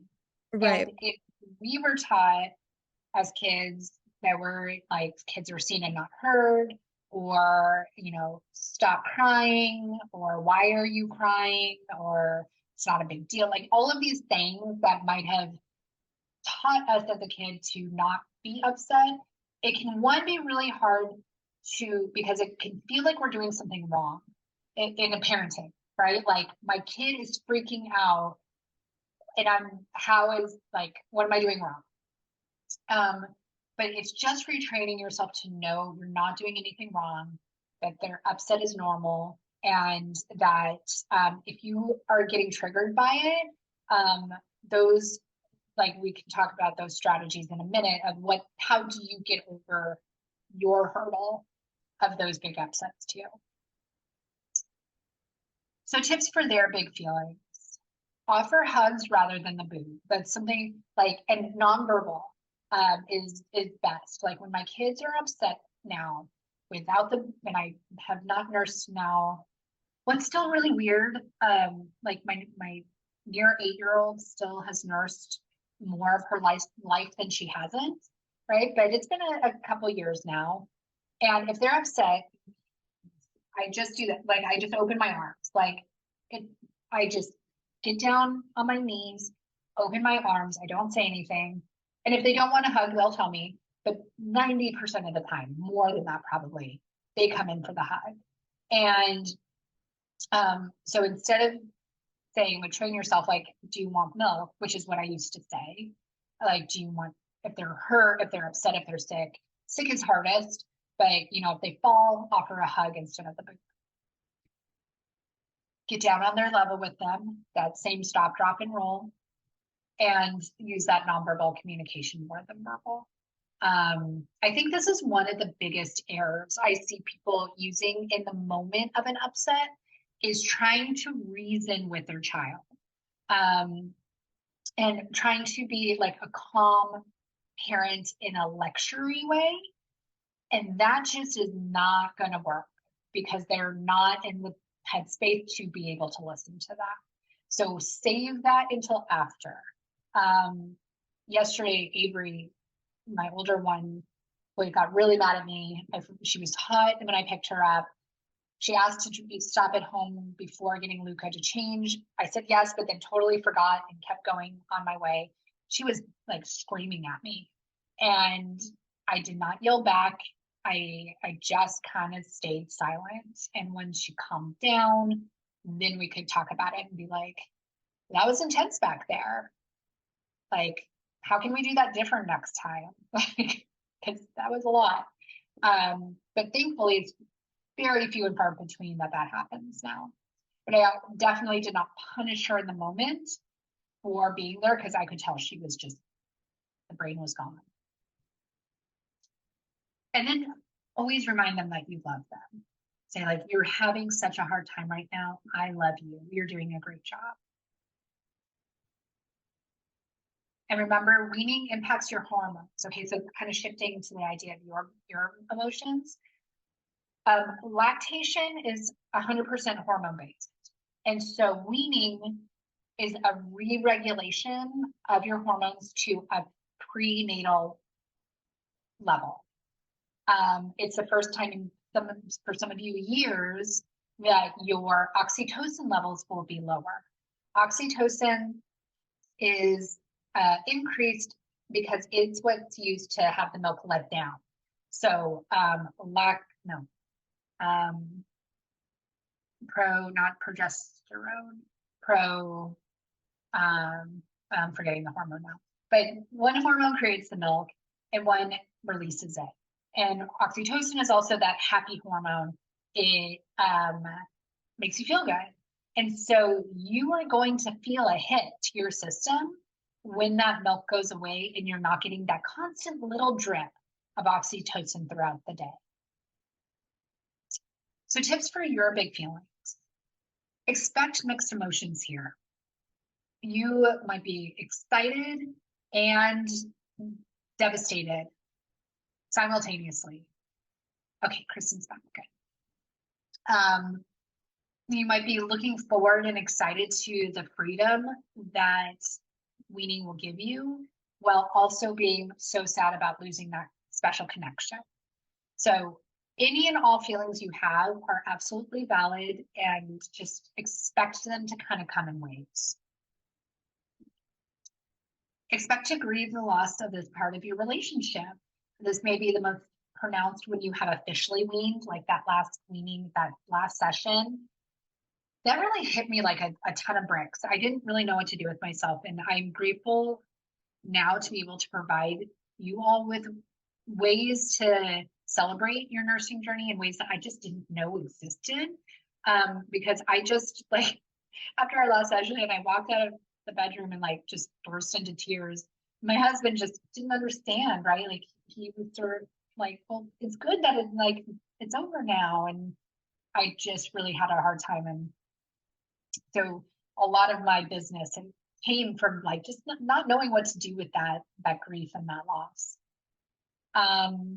Weaning slowly will help reduce the intensity of these fluctuations in hormones, which will help regulate your emotions. So some of this is just normal grief that you're going to be experiencing, and some of it is going to be hormonal, and you'll just have to kind of wait for that regulation. So how are you feeling about weaning today? Like, I know you're all, if you were committed to come here, it means you're really like this solidly in the mind of like, you want to wean soon. But what emotions are coming up today about it after everything we've talked about?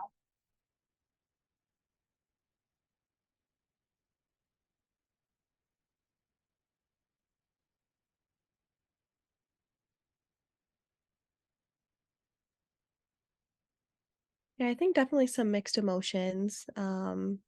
Because it's just all she's my, first and only child, so it's like all I've ever known as a mom.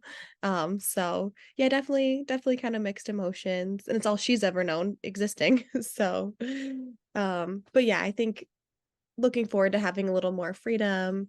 Um, but yeah, a little sad too, of course. Kristen, are you back? Yeah, I have very mixed emotions. I am also like, feel like I get choked up half the time I talk about it because it's been who I am for so long for both of them. So I know I'm gonna have a hard time with it too. So for me, it just as much as like for her taking it kind of slowly and figuring out a way, I think it's also for me just to figure it out because that's how I'm used to parenting too. And that's just been such a big part of my journey with both of them. So I also want to make it something like it doesn't need to be super memorable, but I don't want it to just be like, okay, bye. So, Okay, see you later. Yeah. yeah, I am a bit anxious. I actually I've been had a night or like a night away from her. That's the longest I've ever been, and it's only happened twice. But my husband and I like went on a date down the road in a hotel. But I actually am traveling your way for work in a couple of weeks, and so I'm like a little anxious just to see how it goes. I mean, I know she'll do okay. She's staying with like my husband will be here part of the time, and then unfortunately he actually will be down the road for work for part of it. So my sister-in-law is coming over and she's great with her, but then I have this fear of like, oh my God, is she going to just like decide to stop nursing when I come back? And then I'm not sure I'm ready for that. I don't think she will, but Yeah. um, Okay, let's talk about that a little bit, because I know this is one that comes up a lot, the like leaving, right? Like, I constantly have people say like, I think like I've been told just to like go away. And yeah, so the fear for you then is that going to be this like anticlimactic end? right, And so what I really suggest doing is talking to her about it, especially 3.5. She's will understand. Um, right, and just saying like, milk will come back, like, remind her, like, if you don't want that to be the end, say like it's only a couple of days, and like show again, like picture charts are key, especially like this is a lot of change for her, like different people, right, all of these different situations. But just make sure to self-express a little bit so that it's not going to dry up overnight, but your engorgement, like you'll want to watch out for that. Right. You don't have to save the milk or anything. I mean, they can, but that's some kind of a pain in the butt. But just to keep that stimulation going, and then even look forward to it. Like ask her, like, okay, when I come home, what's the first thing you're gonna want to do, or where should we know? Like, make it like something to look forward to instead of really focusing on you being gone. Yeah. Focus Yeah. on the return. On the return. No, that's great advice. It's hard too, because, a lot of people aren't familiar with or have been in the spots where they've nursed this long either. So a lot Yeah. of people are like, oh, that's so great. Like you're going to get away and it's a chance for her to stop. And I'm like, well, that's That actually sounds so not how I'm scary. looking at it. But Yeah. so a lot of people think that, I mean, not a lot, but family and stuff like that. Some of the family has that still knows we nurse. So I'm like, that's really not how I want to look at it. So I don't want that to be a thing either.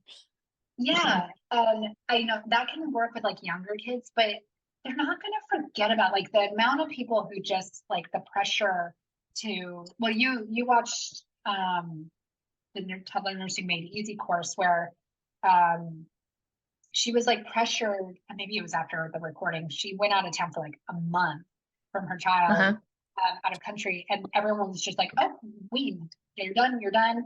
And she was just finally like, no, I'm not done, I'm not ready. And of course, like as soon as she came home, all he wanted was milk. Right, And right. like they don't forget overnight. So that, like, I wouldn't be too worried if it's just a few days that's going to be the end for you. Yeah. But talk to her about it, and even tell her, be like, I don't want to be done. So let's make sure that we have a special nursing session when we get back. Okay. No, that's great advice. Thank you. Okay, I love this idea. Consider creating some sort of weaning ceremony. It doesn't, I mean, just think of your personality. If you're more kind of like hippie, go with the flow. It can be something like gardeny and outside, something like a singing bowl or something. But if you're more like a partier, I've seen people do boob cakes that look hilarious and fun. Of a bigger party like that with your family. But toddler nursing is a unique and special bond with your child, and it can be hard to lose. So having this ending to it can feel really good, of like really celebrating and acknowledging the hard work you've done. And whether it's your first child or your last, like it's hard either way. I do think there is a definite intensity to the last child. Like if you know you're done, just knowing like that truly is the last time you'll ever nurse, it's heavy. And this can really bring light to it. You can choose to celebrate the completion of this part of your parent journey together. So if you have an older child, you can ask them, like, how do you want to celebrate it? And, bring their ideas into it as well. Oh, before I do that, let's see, other ways I've seen, I actually got a tattoo. It's gonna be upside down, but I got this. I'd been thinking about it for a really long time. We weaned during COVID, like in the thick of 2020. So that just, nothing like that could have even been possible. But I found this because it's a dandelion. How do I do this? But I always thought it kind of looks like, oh my goodness, like a boob, right? Like the nipple. And so then why am I so they're two little birds, are my kids, but that I just did last summer, and it felt really good. Like it felt like I finally had some sort of tribute for myself in that memory. So really make it your own. I always recommend taking a photo. It doesn't have to be a photo session like fancy, but just have someone else take a picture of you in that last nursing session with your child. I wish I had it. I have other pictures of like from the day I can look back at, but not of the actual nursing session. And it's just cool to see how little she was. So like they feel so big now, and we hear like, oh my gosh, 3.5, that's so long, but they're little still, and it'll be really great to look back on. So sharing a little story here. So these are my kids on March 14th, 2020. So this was the day after lockdown, when our worlds were rocked. I was only 8 weeks back to work after 7 months leave, and I ended up pre-COVID. I was a communication instructor at community colleges around Southern California. Had been for a decade, never meant to leave. But after 8 weeks of working from home, and at this time I was nursing Avery 3 times a day and pumping for Luca 4 times a day, and still doing all naps and bedtimes.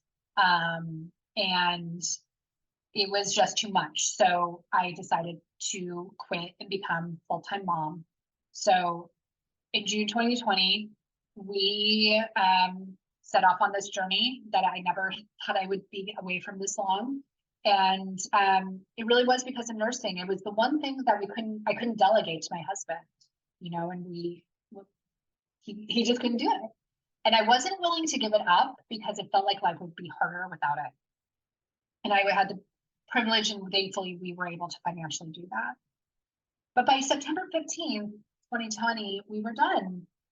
I had stopped pumping for Luca a month prior, and it really dropped my milk supply down. Like I said, Avery was nursing twice a day, and we had conversations about it. So again, she was 4.5, and my right side was drying up. She could tell me that. She would, tell me what was going on. And so we had discussions about it. Do we want to just keep going, and then one day the milk will probably not be there? Or does she want to decide when we're going to be done? And she went back and forth with it, and there were tears from both of us. And okay, so this is where I get choked up, because she would, every night, she would, after she ended her 3-minute nursing session, she would give me a kiss on the boob, just in case the milk wasn't there the next day, in case it went away. But one day she looked at me and she was like, "I'm ready. Like, this is it." And I was like, "Are you sure?" "Yes." And I, of course, expected the next day for her to change her mind, but she didn't. Like, she ended and she smiled at me and she was ready, and it was beautiful. And so it was hard. Like I said, I cried really hard tears at the end when I left that room, but it was so sweet and gentle and beautiful. And it was very much both of us together getting there. And even if you are on this path now and you are taking the lead in this journey, it can still be incorporating them into the end and how you want this to feel and look for yourself. Okay, so the journey versus the finish line. Your breastfeeding journey is more important than the final destination. Everyone is, the ultimate end, right, is the weaning. It's the last nursing session, but I don't really care as much about that, of when it happens, where it happens. It's how you get there that I want you to look back on this time and with joy and happiness, and that the weaning process wasn't exhausting and terrible, but really a beautiful transition to the next stage of how you are going to connect with your child away from milk. How you reach your goals becomes your postpartum experience.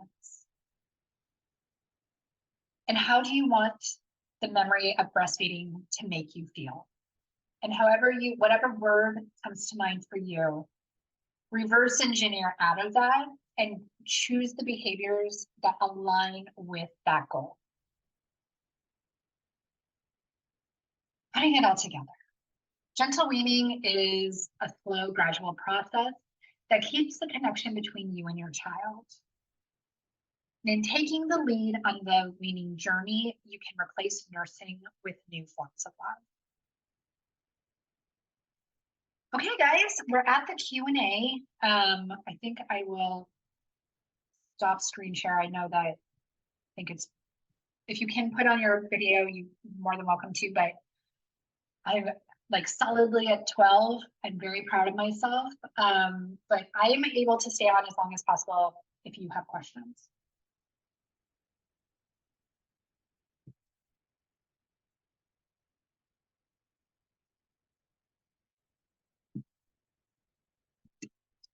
question, I guess, or thoughts on everything as a whole?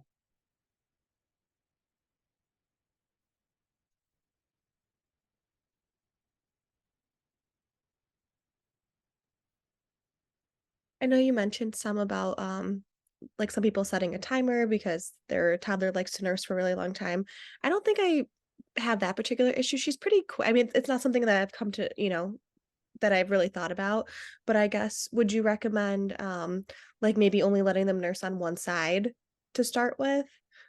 Yeah, so Having that is people- definitely another strategy. If you have like a slacker boob, you Mhm. can't for sure like just start going to one side and just like instead of switching, like if you start on one side and switch, you could just start with say like, you know what, this side is like no milks in here. We're gonna stick to this side, and that's a great strategy to slowly wean.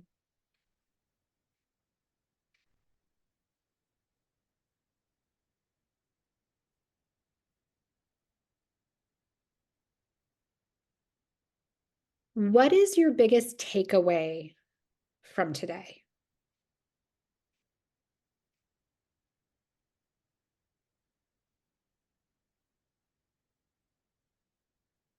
I think just like all the different strategies that you mentioned, I really like kind of how you opened up with the making sure that they know that even when the milk's not there, the love is still there, which is what I've thought about too. Because I'm like, am I still gonna be her favorite? Is she still gonna want to come to me? Yeah, you will be.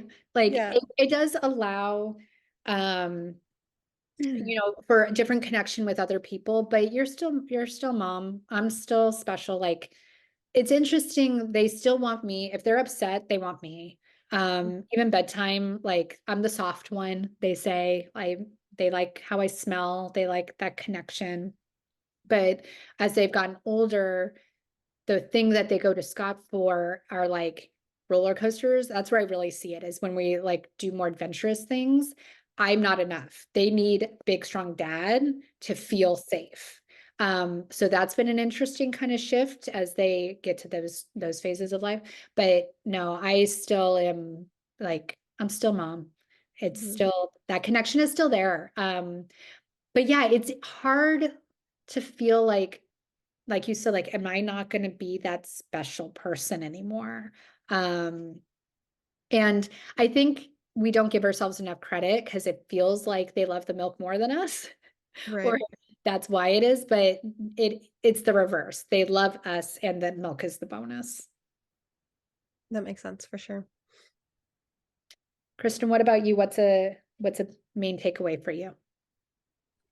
That's a great question. I think some of the strategies that you talked about, I also thank you for making me cry. I know, I'm sorry. But If they just make how you cry, it to, means that you're ready. Like people don't cry unless they're at the end and like feel. so that I think that's what it is for me. I think I know it's like coming, and Yeah. it makes me, I get choked up talking about it. But yeah. Just some of the things too. The biggest one for me, I think, is maybe nursing like at night too in a different location. And then I don't mind if she's still sleeping with me, like for right now, but if we can remove the like going to sleep with the milk, I think that would be helpful. So I may try to, I love the idea of the special time, and I think she'll really respond well to that. So even at night, I think that might be something good for her, because right now, she also, I think we had this when I talked to you before, but she still naps at school. And because she naps so long, and I've tried to have them wake her up, but Yeah. she's like up really late. So I'll end up having like what would be special time with her. She always wants to read a book. So we'll be in bed, and then she'll nurse, and then she'll be like, Mama, just one book. And so we'll go read or something like that. So if I can just create that into like already a planned time, I think that might help too, because I'd like to remove that. And then I also, she's had, I think it'll be nice to have like, not for it to go away, but I think it'll open up to her relationship with her dad. I know like she loves him like crazy, but she's completely attached to me, and it makes it really difficult for him sometimes. And I think it will help because now he'll have the chance to experience some of the other stuff too, because most of it's done by me because she won't let him do it right now. Like Yeah. she needs me for the milk. And I know that's part of it. So I think that'll open up a kind of a whole new world with things. So Well, it will, and it's also a freedom,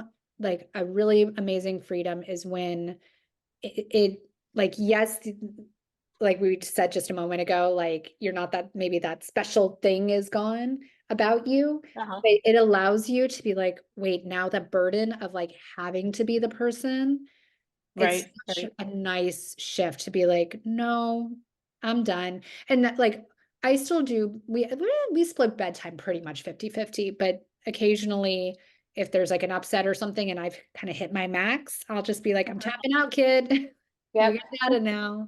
And, you know, they're not necessarily happy with it, but I know that I'm not going to be okay keeping going like this in a calm way, Right, that, and when you're nursing, you can't do that. right, right. So that's definitely something to look forward to. Um, okay, well, I have one thing I wanted to ask you guys about. This is not anything that I don't have anything prepared for this. It's just an idea I have. I have the idea of a community, like a monthly community idea, like virtual.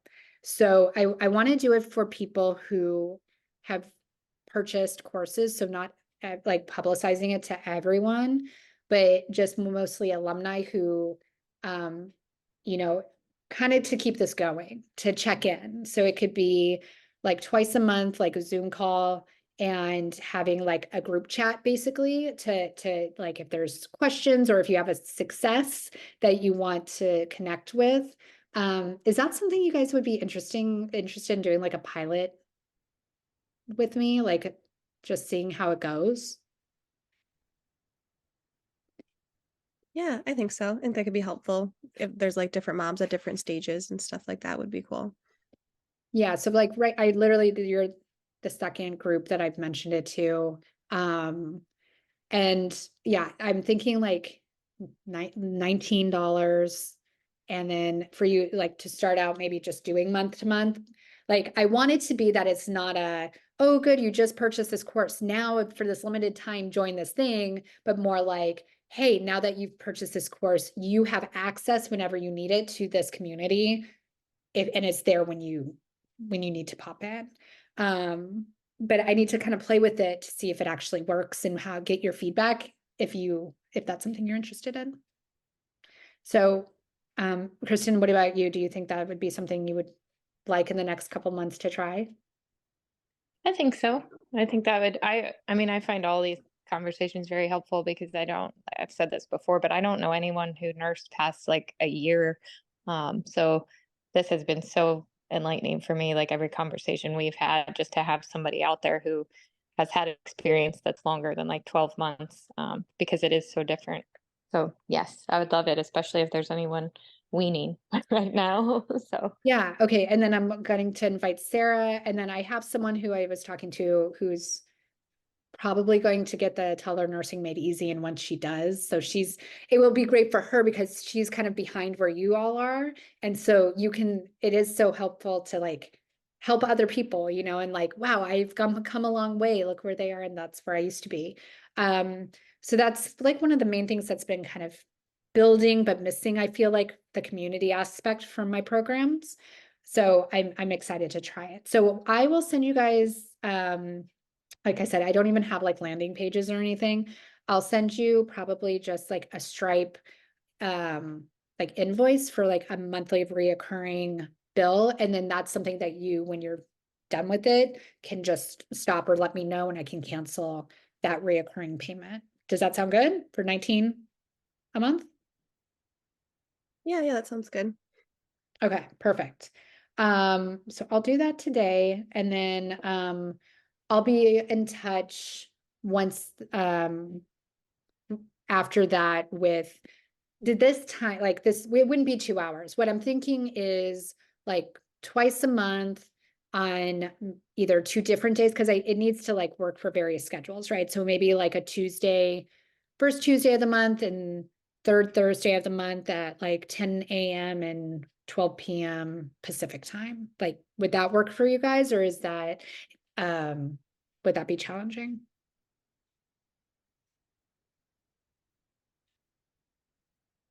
That You that can could get that one probably work. scheduled.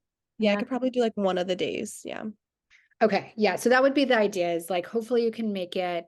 And, but the other part is that the group chat, so it's not just like if you miss out, you miss out, but they'll be recorded. You can get access to them and then check in. So I'll tweak that. I'll get it all kind of written out and, we can just play and you can give me feedback. Like what I really need is like feedback. What do you like? What do you not like? What's working? And I can kind of like build it from your perspective. Yay. Thank you. I'm really excited about this. It's been something on my mind for a really long time. And so hopefully it'll be fun and hopefully it'll continue to get you, on the path to where you want to go.